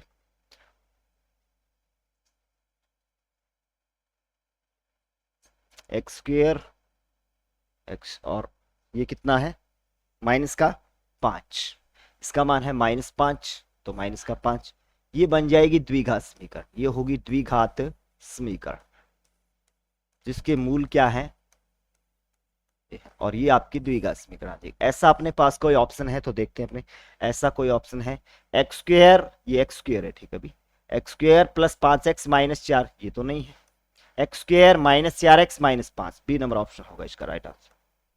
चलिए नेक्स्ट क्वेश्चन है, 12 सेंटीमीटर व्यास का एक वर्तीय बेलन, वर्तीय बेलन जल से अंशतः डूबा हुआ है, यदि इसमें 6 सेमी व्यास का एक गोला पूर्णतः डुबा दिया जाता है तो बेलन में जल की सतह कितनी ऊंचाई पर उठ जाएगी, कितने ऊंचाई पर उठ जाएगी, जितना वो आयतन घेरेगा उतनी ऊंचाई तक उठ जाएगी, जितना वो आयतन घेरेगा उतनी ऊंचाई तक उठ जाएगी। अंशतः भरा हुआ है, पूरा नहीं भरा हुआ है, तो उसके अंदर अपने क्या करते हैं, एक बेलन है उसके अंदर क्या डालते हैं, गोला डालते हैं, तो जितनी ऊंचा, जितना वो आयतन घेरेगा, जितना वो आयतन घेरेगा उतनी ऊंचाई तक उड़ जाएगा। तो फिर अपने बेलन का आयतन, बेलन का आयतन बराबर क्या रख लेते हैं, गोले का आयतन, गोले का आयतन, बेलन का आयतन बराबर गोले का आयतन। बेलन की त्रिज्या, व्यास दे रखा है, त्रिज्या r का मान 6 हो जाएगा, यहां पे इसका व्यास दे रखा है तो त्रिज्या r का मान कितना होगा 3 हो जाएगा। बेलन का आयतन पाई r स्क्वायर, पाई r स्क्वायर, पाई r स्क्वायर, r त्रिज्या कितनी है 6 की स्क्वायर 36, पाई r स्क्वायर h, h तो अपने को ज्ञात करना है, गोले का 2/3, सॉरी पूरा गोला है, तो 4/3 pi r cube, pi r cube. R का मान कितना है 3, 3 की क्यूब 27, इसको काटते 9 × 27, पाई से पाई कैंसिल, 9 से काटोगे तो 9 × 36, 4 से 4 काट देंगे तो h का मान कितना आएगा 1। कितनी ऊंचाई तक उठ जाएगा 1 सेंटीमीटर तक उठ जाएगा। सी नंबर ऑप्शन इसका राइट आंसर होगा। नेक्स्ट अगला क्वेश्चन, अगला क्वेश्चन है 20 सेमी व्यास के एक गोलार्ध पर पेंदे का व्यास गोलार्ध के व्यास के शंकु रखा गया है। यदि शंकु के बराबर हो, शंकु के बराबर और शंकु की ऊंचाई पेंदे के व्यास की दोगुनी हो, पेंदे के व्यास की क्या है दोगुनी, तो दोनों पिंडों का सम्मिलित आयतन निम्न में से कौन सा होगा। 20 सेमी व्यास के एक गोलार्ध, गोलार्ध का मतलब आधा गोला है, जैसे ये 20 सेंटीमीटर व्यास का क्या है एक गोलार्ध है, जिसके ऊपर क्या रखा गया है एक शंकु रखा गया है इस तरीके से, जिसके इस तरीके से क्या रखा गया है इसके ऊपर शंकु, जिसका व्यास तो पूरा तो कितना है 20 सेंटीमीटर, तो इसकी त्रिज्या क्या हो जाएगी आधी 10 सेंटीमीटर। और शंकु की जो ऊंचाई है वो क्या है इसके व्यास से दोगुनी है, व्यास से क्या है दोगुनी है, तो व्यास 20 है तो ये दुगुनी कितनी हो जाएगी 20 की दुगुनी 40 सेंटीमीटर, ये 40 सेंटीमीटर है शंकु की ऊंचाई। और इसका क्या ज्ञात करना है अपने को, आयतन ज्ञात करना है, तो आयतन हो जाएगा इनका, इस पिंड का आयतन, अर्धगोले का आयतन, अर्धगोले का आयतन प्लस शंकु का आयतन, शंकु का आयतन। अर्धगोले का आयतन होगा 2/3 पाई आर क्यूब, आर का मान कितना है 2/3 पाई आर, आर त्रिज्या कितनी है 10, 10 की क्यूब 1000, प्लस शंकु का आयतन 1/3 पाई आर स्क्वायर, और आर का मान कितना है 10, 10 की square 100, pi R square H, H का मान कितना है 40, तो ये हो जाएगा 2000 पाई/3, 2000 पाई/3 प्लस इसको इससे करेंगे 4000, 4000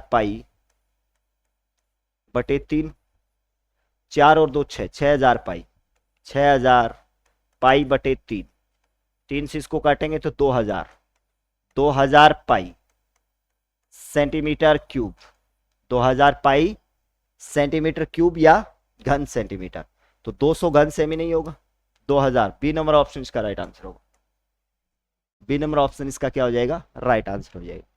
नेक्स्ट अगला क्वेश्चन, लेखा चित्र, लेखा चित्र निम्न में किसके उपकरण साधन, लेखा चित्र किसके साधन है, लेखा चित्र होते हैं वो प्रस्तुतिकरण के होते हैं, सी ऑप्शन होगा बस।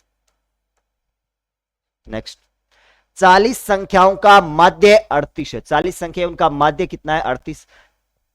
यदि प्रथम प्रत्येक 10 संख्याओं में 4 जोड़ा जाता है तब 40 संख्याओं के नए समूह का माध्य क्या होगा, तो पहली 10 संख्याओं में क्या जोड़ा जाता है, प्रत्येक में 4 जोड़ा जाता है, तो कुल वृद्धि कितने की हो जाएगी, कुल वृद्धि। माध्य क्या होता है प्रेक्षणों का योग बटे प्रेक्षणों की संख्या, प्रेक्षणों का योग बटे प्रेक्षणों की संख्या, माध्य क्या होता है औषधि होता है, ठीक है। तो यहां पे कुल मान प्रथम प्रत्येक 10 संख्याओं में 4 जोड़ा जाता है, प्रत्येक संख्याओं में 4 4 4 4 जोड़ा जाएगा, तो 10 संख्याओं में कुल वृद्धि कितने की आ जाएगी, टोटल वृद्धि कितने की आ जाएगी, तो 10 गुना 4, 10 चौका 40, 40 मान बढ़ जाएगा, 40 मान बढ़ जाएगा, तो इनका माध्य कितना बढ़ जाएगा, माध्य बढ़ेगा, माध्य में वृद्धि, माध्य में वृद्धि कितनी, माध्य बराबर क्या होता है प्रेक्षणों का योग बटे प्रेक्षणों की संख्या, प्रेक्षणों का योग 40 और संख्या कितनी है, संख्या कितनी है टोटल 40, तो 40 में 40 का भाग देंगे तो 1 बढ़ जाएगा माध्य, माध्य में वृद्धि होगी 1 और इनका नया माध्य हो जाएगा, नया माध्य पहले से माध्य कितना है 38 है और 1 बढ़ जाएगा तो 38 और 1 39, 38 नहीं होगा 40 नहीं होगा 42 नहीं होगा, बी नंबर ऑप्शन इसका राइट आंसर होगा, बस 39 हो जाएगा। चलिए नेक्स्ट अगला क्वेश्चन, अगला क्वेश्चन है आपका 10 प्रेक्षणों का माध्य 25 है, यदि एक प्रेक्षण 25 को हटाया जाता है। ये तो सिंपल सा है, बस आराम से बता सकते हैं। 10 प्रेक्षणों का माध्य कितना है? 25 है। एक प्रेक्षण 25 को हटाया जाता है, सेम संख्या का हटाया जाता है, तो नया माध्य उतना ही होगा 25। ए ऑप्शन होगा। वैसे भी आप देख सकते हैं 10 संख्याओं का 10 प्रेक्षणों का माध्य, 10 प्रेक्षणों का योग निकाल लो। 10 प्रेक्षणों का योग, योगफल का सूत्र क्या होगा? औसत गुणा संख्या या माध्य गुणा संख्या। माध्य कितना है? 25 और प्रेक्षणों की संख्या कितनी है? 10, तो 250। एक 25 हटाया जाता है तो 9 प्रेक्षणों का योग कितना हो जाएगा? 9 प्रेक्षणों का योग जिसका मान 25 है, एक प्रेक्षण हटा दिया जाता है। 250 माइनस 25 हटा देंगे 225। 225 तो इनका औसत या माध्य, इनका माध्य क्या हो जाएगा? प्रेक्षणों का योग, प्रेक्षणों का योग 225, प्रेक्षणों की संख्या 9, तो 25 निमा 225, सेम यही होगा 25। और वैसे भी अपने सीधा सा बता सकते हैं, एक नंबर ऑप्शन इसका राइट आंसर होगा कि सेम मान का ही एक प्रेक्षण हटाया जाता है तो उनका माध्य उतना ही रहेगा। ठीक है, चलिए। निम्न में से कौन सा त्रिविमीय, 3D आकृति की बात कर रहा है, 3D आकृति विस्तार वाला चित्र है? आय चित्र एक 2D आकृति है, कोणीय चित्र भी नहीं होगा, इनमें से कोई नहीं, घन चित्र, ये एक 3D आकृति है। बस। नेक्स्ट आपका साइंस का क्वेश्चन है, वो आपको दो आंसर करवाएं।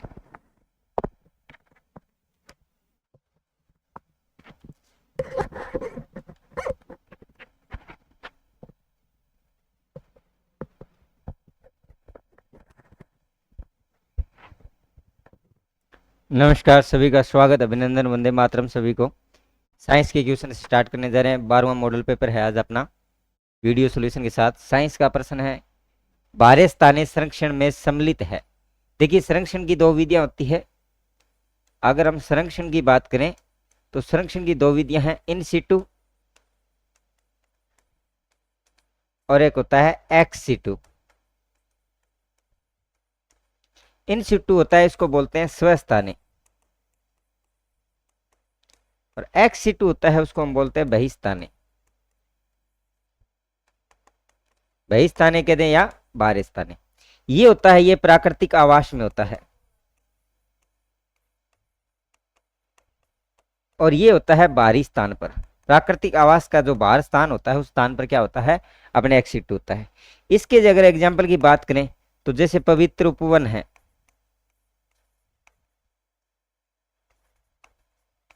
सामुदायिक रिजर्व है,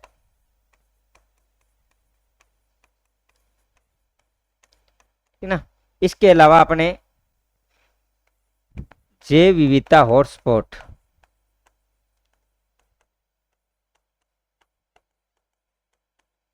और इनके अलावा और कौन होता है? अपने राष्ट्रीय उद्यान होते हैं, बायोस्फीयर रिजर्व होते हैं, और वन्य जीव अभयारण्य होते हैं। जबकि जंतु उद्यान है, ये किसका उदाहरण होता है? बहिस्थानी का। बहिस्थानी की अगर बात करें तो बहिस्थानी बाहर के जो स्थान होते हैं उन सभी में क्या आता है? अपने ये आते हैं बहिस्थानी संरक्षण। बाहर जो स्थान पर संरक्षण किया जाता है उसको बहिस्थानी से, जैसे जंतु या वनस्पति उद्यान,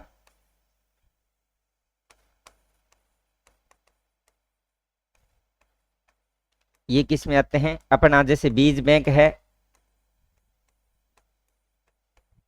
तो ये चीजें हैं, जंतु उद्यान हो गया, वनस्पति उद्यान हो गया, बीज बैंक हो गया, एक्वेरियम हो गया, ये बहिस्थानीय संरक्षण के उदाहरण होते हैं, है ना। जैसे चिड़ियाघर है, तो ये बहिस्थानीय संरक्षण के मुख्य होते हैं। तो हमसे प्रश्न पूछा गया था, बहिस्थानीय संरक्षण में सम्मिलित होता है कौन होता है? जंतु उद्यान। बी नंबर ऑप्शन है वो बिल्कुल राइट हो जाएगा। इन सिटू एक्स सिटू को अच्छे से ध्यान रखना है। प्राकृतिक राष्ट्रीय उद्यान है, बायोस्फीयर रिजर्व जितने भी है, वन्य जीव अभयारण्य है, ये सारे के सारे किस में आते हैं? इसमें आते हैं।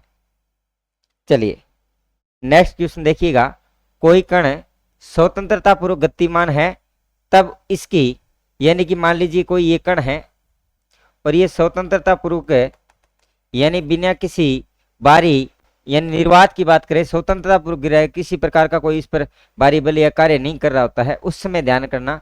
यहां पर देखो, यहां पर इसकी गतिज ऊर्जा क्या होती है? यहाँ पर गतिज ऊर्जा हमेशा क्या होती है?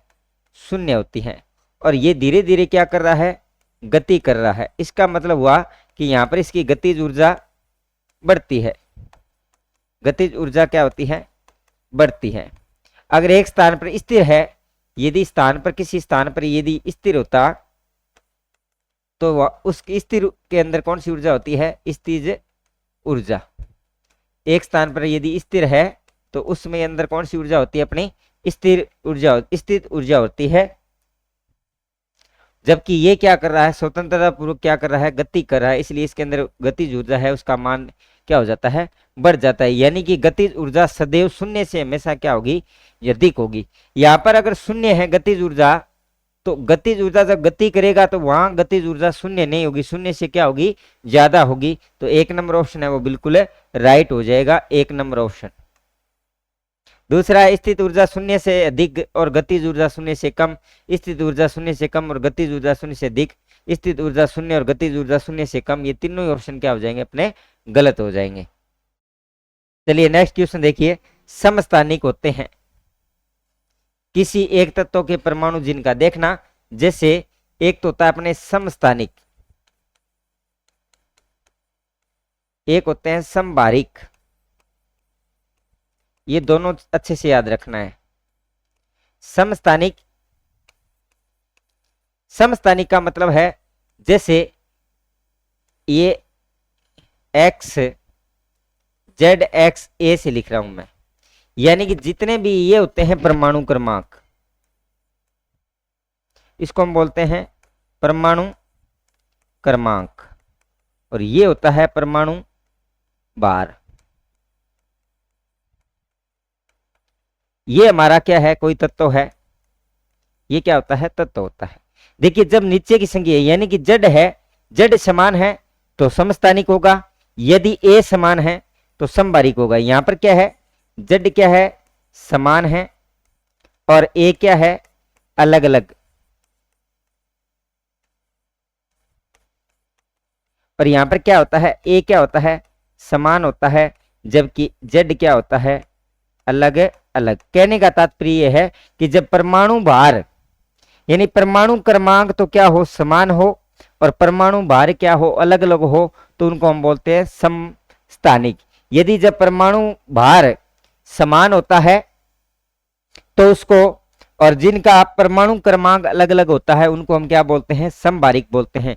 एक होता है अपने सम न्यूट्रॉनिक, यानी जिनमें न्यूट्रॉनों की संख्या क्या हो, समान हो, वे क्या कहलाते हैं, सम न्यूट्रॉनिक कहलाते हैं। सम न्यूट्रॉनिक यानी कि इसके अंदर क्या है, न्यूट्रॉनों की संख्या क्या होती है, समान हो। न्यूट्रॉन को मैं एन से लिख रहा हूं, इनकी संख्या यदि समान होती है उसको सम न्यूट्रॉनिक बोलते हैं। तो परमाणु भार समान किंतु परमाणु क्रमांक भिन्न भिन्न होता है, उसको तो हम क्या बोलते हैं, समबारिक कहते हैं। क्या कहा जाता है, समबारिक कहा जाता है। देखिए परमाणु भार भिन्न भिन्न किंतु परमाणु क्रमांक क्या हो, समान होता है, उसको हम क्या कहते हैं, समस्थानिक कहा जाता है। क्या कहा जाता है, समस्थानिक। परमाणु भार तथा परमाणु क्रमांक दोनों ही समान होते हैं तो उनको क्या बोलते हैं, समपरमाणु।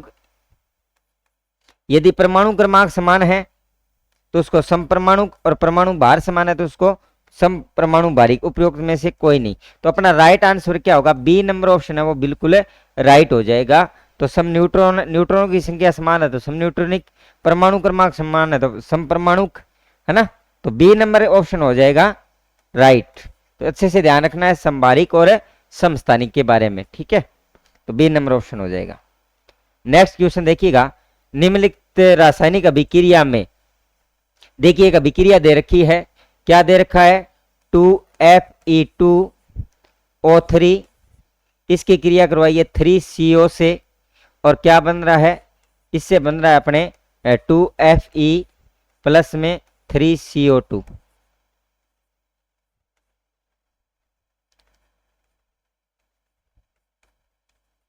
यहां पर ध्यान दीजिएगा, एक होता है ऑक्सीकरण और एक होता है अपने अपचयन, ऑक्सीकरण और अपचयन। इसमें से देखिएगा यहां से जब मैं इसकी बात करूं तो यहां ऑक्सीजन हट रही है, ऑक्सीजन हट रही है तो इसका मतलब क्या होगा, अपचयन। और यहां पर देखो ऑक्सीजन जुड़ रही है तो यहां पर क्या हो जाएगा, ऑक्सीकरण या इसको बोलते हैं उपचयन। और एक चीज मैंने बताई थी कि जिनका क्या हो ऑक्सीकरण, जिनका ऑक्सीकरण होता है वे क्या कहलाते हैं अपचायक पदार्थ, और जिनका क्या होता है अपचयन होता है, ऑक्सीकरण को हम क्या बोल देते हैं उपचयन बोल देते हैं भी। जिनका अपचयन होता है वे क्या कहलाते हैं ऑक्सीकारक पदार्थ। तो इसमें देखो यहां पर CO का CO3 कार्बन डाइऑक्साइड में क्या हो रहा है ऑक्सीकरण हो रहा है, इसका मतलब CO ऑक्सीकारक अभिकर्मक है, CO उपचायक अभिकर्मक है, CO उदासीन है, उत्प्रेरक का कार्य कर रहा है। यहां पर देखिए राइट आंसर क्या होगा, जो हमारा CO है वो किसकी भांति कार्य कर रहा है एक अपचायक अभिकर्मक की भांति कार्य कर रहा है, यानी कि क्यों खुद का इसका क्या हो रहा है ऑक्सीकरण हो रहा है, इसलिए क्या है एक अपचायक अभिकर्मक है। तो बी नंबर ऑप्शन है वो बिल्कुल राइट हो जाएगा। ऐसे आपको बना के देखना है, सिंपल सा और सीधा सा पूछ लेते हैं। यदि इसमें पूछता कि किसका ऑक्सीकरण हो रहा है तो हमें पता है कि CO का ऑक्सीकरण किस में हो रहा है CO2 में हो रहा है। चलिए नेक्स्ट क्वेश्चन, असंतृप्त हाइड्रोकार्बन में कार्बन कार्बन के मध्य बंध उपस्थित होते हैं। देखिए हाइड्रोकार्बन है, मैं हाइड्रोकार्बन की बात करूं तो हाइड्रोकार्बन दो प्रकार के होते हैं, एक तो होता है अपना संतृप्त और दूसरे होते हैं असंतृप्त। जो संतृप्त होते हैं इनमें एकल बंध होता है, एकल बंध होता है। जैसे एग्जाम्पल के तौर पे इसको हम बोलते हैं एल्केन। और यहां पर क्या होते हैं, यहां पर दो प्रकार के होते हैं, द्विबंध एवं त्रिबंध। द्विबंध एवं त्रिबंध, इसका उदाहरण लें तो इसका उदाहरण होता है एल्कीन और इसका उदाहरण होता है अपने एल्काइन। इनके सूत्र भी पूछ लेते हैं, CnH2n प्लस में 2, इसका सामान्य सूत्र होता है CnH2n, और जब इसका सूत्र निकालोगे तो CnH2n माइनस 2। ये सूत्र भी आप अच्छे से याद रख सकते हो। यहां से सीधा सा पूछ लेते हैं एग्जाम्पल देखिए, जैसे C2H4 किस श्रेणी का है, तो हमें पता है जिसमें सीधा डायरेक्ट दुगना होता है वो एल्कीन श्रेणी होती है, जिसमें दो ज्यादा होते हैं वो एल्केन श्रेणी होती है, और जिसमें दो यहाँ प्लस जुड़ेंगे दो तो एल्केन हो जाएगा, है ना। और यदि इसमें से -2 होते हैं तो ये एल्कीन श्रेणी हो जाती है एल्काइन, ये खुद एल्कीन श्रेणी है। और यदि इसमें -2 कर देंगे तो ये श्रेणी कहलाएगी एल्काइन।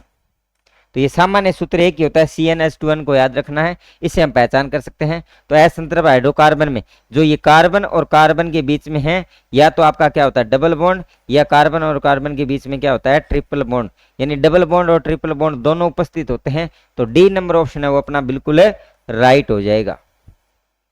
चलिए नेक्स्ट क्वेश्चन,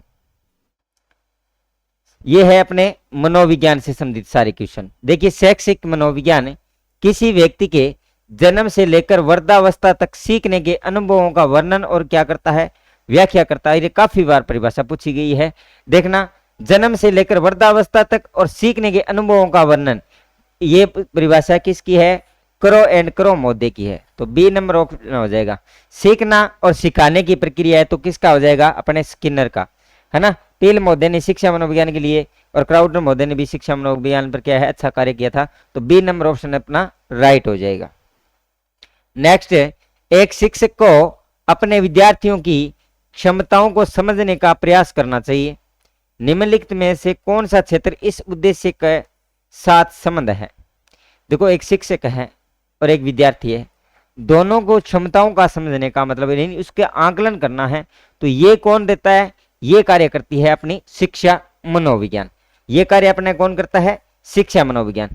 शिक्षा समाजशास्त्र, समाज से संबंधित कार्य होते हैं वो शिक्षा समाजशास्त्र है। सामाजिक दर्शन का मतलब होता है सामाजिक भावना या समाज के रूप में जो कार्य है। मीडिया मनोवैज्ञानिक जो वर्तमान के अंदर चल रहा है मीडिया का कल्चर, वो मीडिया मनोवैज्ञानिक होता है। लेकिन इसका राइट आंसर क्या हो जाएगा अपने शिक्षा मनोविज्ञान, यानी कि डी नंबर ऑप्शन है वो बिल्कुल सही हो जाएगा। चलिए नेक्स्ट क्वेश्चन देखिएगा, निम्न में से कौन सा कुसमायोजन का सामाजिक कारण नहीं है। देखिए इनमें से ये सारे के सारे कारण हैं समाज में प्रचलित अन्याय, निर्योग्यता, विद्यालय का दोषपूर्ण सामाजिक वातावरण, सांप्रदायिक तनाव। तो ये पूछ रहा है कि कुसमायोजन यानी जो व्यक्ति अपने आप को अच्छे से समायोजित नहीं कर सकता, उस व्यक्ति को हम क्या बोलते हैं? कुसमायोजित व्यक्ति बोलते हैं। जैसे कुंठा से ग्रस्त है, ईर्ष्या है या कोई अन्य मनोभावनाओं से व्यक्ति ग्रस्त है, तो वो व्यक्ति क्या है? कुसमायोजित। उस पर संज्ञानात्मक, भावनात्मक, है ना, सामाजिक सभी प्रकार की कारकों का क्या पड़ता है? प्रभाव पड़ता है। तो ये केवल पूछ रहा है कि सामाजिक कारक, समाज में प्रचलित अन्याय है तो उससे अगर व्यक्ति को समाजित हो रहा है तो उसका मतलब सीधा सा प्रभाव है कि ये सामाजिक कारक है। निरोग्यता नहीं होता, निर्योग्यता यानी जिसके अंदर योग्यता नहीं, यानी क्षमता नहीं है, यानी उसके अंदर क्षमता नहीं है या नियोग्यता नहीं है, क्षमता का क्या है? अभाव है, कार्य करने की क्षमता नहीं है, तो वो एक प्रकार का सामाजिक भावना के अंदर सम्मिलित नहीं होता। बाकी सारे सम्मिलित होते हैं। तो अपना 2 नंबर ऑप्शन है वो बिल्कुल राइट हो जाएगा। अधिगम अक्षमता बोल देते हैं इसको, निर्योग्यता को। ठीक है, चलिए नेक्स्ट क्वेश्चन देखिए। निर्देशन अधिगमकर्ता के मानसिक स्वास्थ्य को सुधारने में सहायक है क्योंकि, देखिए मानसिक स्वास्थ्य के अंदर निर्देशन और परामर्श बहुत महत्वपूर्ण होता है। किसी चीज में सुधार करने के लिए हमें निर्देश देते हैं, उन निर्देशों का यदि हम पालन करते हैं तो हम व्यक्तिगत रूप से अपने आप को क्या कर सकते हैं? स्वस्थ कर सकते हैं। तो क्या है? यह अधिगमकर्ता के केवल दृष्टिकोण को प्रभावित करता है, नहीं, केवल दृष्टिकोण को प्रभावित नहीं करता। यह अधिगमकर्ता के केवल बाद वाले आगामी व्यवहार को सुधारता है, केवल बाद वाले नहीं, सभी व्यवहारों को सुधार करता है, केवल दृष्टिकोण को ही प्रभावित नहीं करता। ये गलत हो गया। यह अधिगमकर्ता के आगामी व्यवहार तथा दृष्टिकोण को अच्छी सहायता प्रदान करता है, यानी इसके अंदर दोनों चीजें सम्मिलित है। तो बिल्कुल राइट ऑप्शन अपना क्या होगा? 3 नंबर, जिसके अंदर सामाजिक सुधार भी सम्मिलित है और साथ में साथ क्या है? उचित दृष्टिकोण भी है। तो व्यक्ति के अंदर परामर्श में अधिगमकर्ता के आगामी व्यवहार, उचित दृष्टिकोण, दोनों को यदि सहायता मिल रही है, इसलिए दोनों पक्ष इसमें सम्मिलित है। तो सी नंबर ऑप्शन है वो अपना बिल्कुल राइट हो जाएगा। चलिए आगे देखिए। भावात्मक बुद्धि का परिभाषिक शब्द देने वाले विद्वान थे। देखिए भावात्मक बुद्धि, इसी बुद्धि का दूसरा नाम क्या होता है? संवेगात्मक बुद्धि। इसी का दूसरा नाम क्या होता है? संवेगात्मक बुद्धि। और इस पर कार्य सबसे पहले कार्य किसने दिया था? इसका मॉडल, संरचना मॉडल। यदि संरचना मॉडल या सबसे पहले संरचना मॉडल की बात करें, कार्य किसने किया था? तो जॉन मेयर और दूसरे थे पीटर शेलावे। लेकिन इस शब्द को देने वाले विद्वान कौन थे? वो थे अपने डेनियल गोलमैन। वास्तविक जो शब्द दिया था, सबसे ज्यादा कार्य किया था अपने भावनात्मक बुद्धि पर, तो वो सबसे ज्यादा किसने किया था? डेनियल गोलमैन ने। तो ए नंबर अपना ऑप्शन है वो बिल्कुल सही है। चलिए नेक्स्ट देखिए। 1990 में किया था इन पर राष्ट्रीय। अब आपने जितने भी क्वेश्चन है बाद के, वो है मैनेजमेंट से संबंधित। पहला क्वेश्चन है, राष्ट्रीय शिक्षा नीति 2020 किस प्रमुख आधार स्तंभों पर निर्मित की गई? देखो राष्ट्रीय शिक्षा नीति के प्रमुख लक्ष्य या प्रमुख आधार कौन से थे? पहला, सबके लिए आसान पहुंच। ठीक है, शिक्षा सबको आवश्यक है, सबको शिक्षा मिलनी चाहिए। इसके लिए शिक्षा की क्या होती है? पहुंच है वो क्या होनी चाहिए? आसान, बिल्कुल था। इक्विटी, गुणवत्ता और वहनीयता, ये सभी के सभी गुण इसके अंदर क्या है? सम्मिलित होते हैं। जवाबदेही भी किसकी है? राष्ट्रीय शिक्षा नीति यानी जो अपनी सरकार है, शिक्षा मंत्रालय है, जो एमएचआरडी मंत्रालय है, शिक्षा मंत्रालय जो भारत सरकार है, वो इसका जवाबदेही है। तो उपरोक्त सभी इसके अंदर क्या हो जाएंगे? सम्मिलित हो जाएंगे। D number option. Next question, निपुण भारत मिशन कार्यक्रम का प्रारंभ कब किया गया था? देखिए गुणवत्ता सुधार है नई चीजों में। देखिए निपुण भारत की शुरुआत है 5 जुलाई 2021 को हुई थी और इसका लक्ष्य रखा गया था 2026 और 27 तक, कक्षा 3 तक है जो शिक्षा है उसमें क्या है? गुणवत्तापूर्ण सुधार, पूर्ण सुधार करना, यानी शिक्षा के क्षेत्र के अंदर नई परिवर्तन करने हेतु एक निपुण भारत कार्यक्रम चलाया गया था। कब चलाया गया था? 5 जुलाई 2021 को। और इसने अपना लक्ष्य रखा था कि 2026-27 तक कक्षा 3 तक संपूर्ण शिक्षा है वो उपलब्ध करवा दी जाएगी, गुणवत्तापूर्ण शिक्षा है वो उपलब्ध होगी। तो भी 1 नंबर ऑप्शन है वो अपना बिल्कुल राइट हो जाएगा। नेक्स्ट देखिएगा, बालकों को निःशुल्क और अनिवार्य शिक्षा अधिकार अधिनियम 2009 के अंतर्गत विद्यालय प्रबंध समिति एसएमसी में महिला सदस्यों की संख्या का कितना प्रतिशत होगा। यदि हम बात करें एसएमसी, तो एसएमसी का निर्माण है वो धारा 21 के अंदर आता है। यदि बात करें राज्य के अंदर, तो राज्य के अंदर ये लागू हुआ था 2011 में, और इसके नियम कहते हैं नियम संख्या 3 व 4 के तहत एसएमसी का गठन है। इसके तहत क्या है कि लगभग 50% सदस्य है वो क्या होनी चाहिए, महिला सदस्य होना चाहिए। यदि इनकी बात करें तो कुल सदस्य संख्या कितनी होती है, 16। उसमें से अभिभावकों की यदि बात करें, अभिभावक सदस्य कितने होते हैं, 11 होते हैं, और इन्हीं 11 में से 50% लगभग 6 के लगभग कितनी होनी चाहिए, 5 या 6 अपने क्या होनी चाहिए, महिला सदस्य होनी चाहिए। टोटल सदस्य कितने होने चाहिए, 16 सदस्य होने चाहिए। तो ये क्या कह रहा है कि आरक्षण है वो कितने प्रतिशत पर, 50%।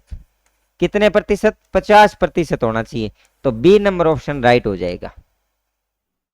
चलिए नेक्स्ट देखिए, समग्र शिक्षा अभियान के तहत शामिल होते हैं, ये होता है समसा।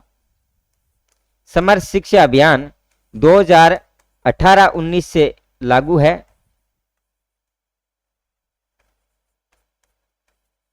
समग्र शिक्षा अभियान, इसने क्या था, अध्यापकों के वेतन हेतु वित्तीय सहायता प्रदान करता है, बिल्कुल। डिजिटल पहुंच भी या डिजिटल पहल है वो भी इसमें सम्मिलित है।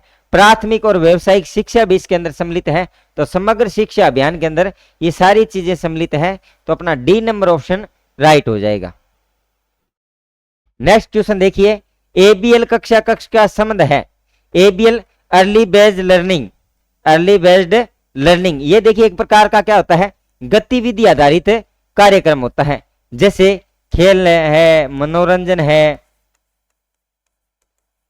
ना, सहयोगात्मक है,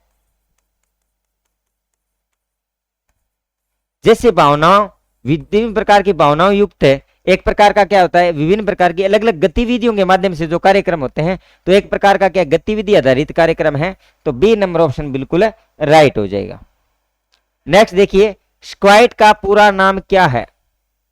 देखिए एक मॉडल नंबर शायद 3 या 4 के अंदर इसको टच कर दिया गया था, आई इनएक्टिव का स्क्वाइट के ऑप्शन में मैंने।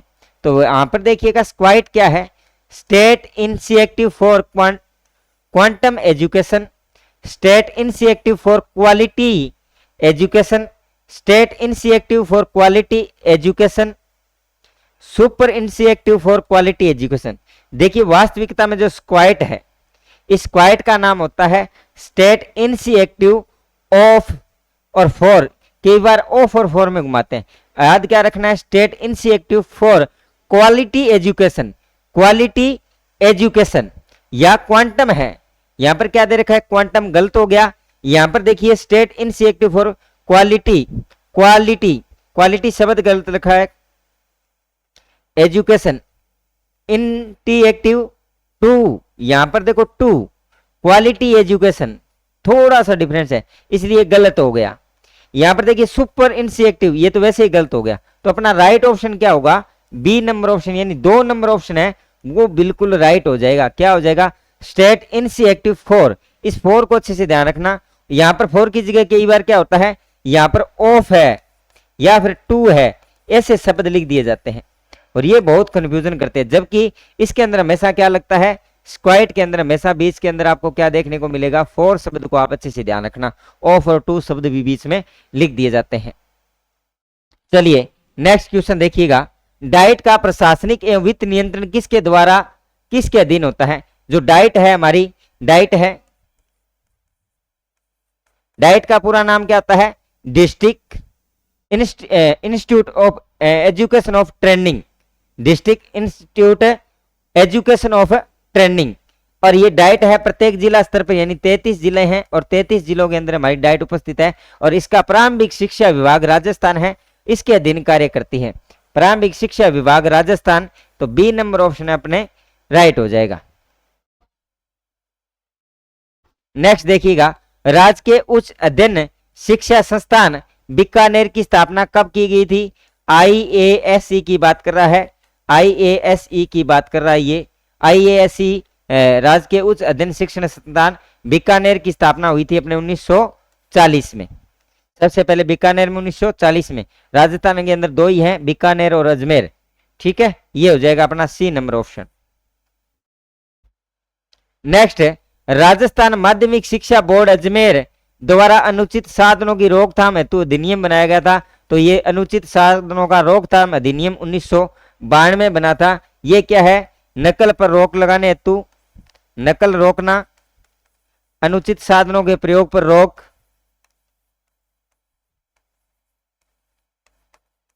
साधनों के प्रयोग पर रोक के लिए मुख्य रूप से एक अधिनियम बनाया गया था। उस अधिनियम का नाम था अनुचित साधनों की रोकथाम अधिनियम 1992। तो सी नंबर ऑप्शन है बिल्कुल राइट हो जाएगा।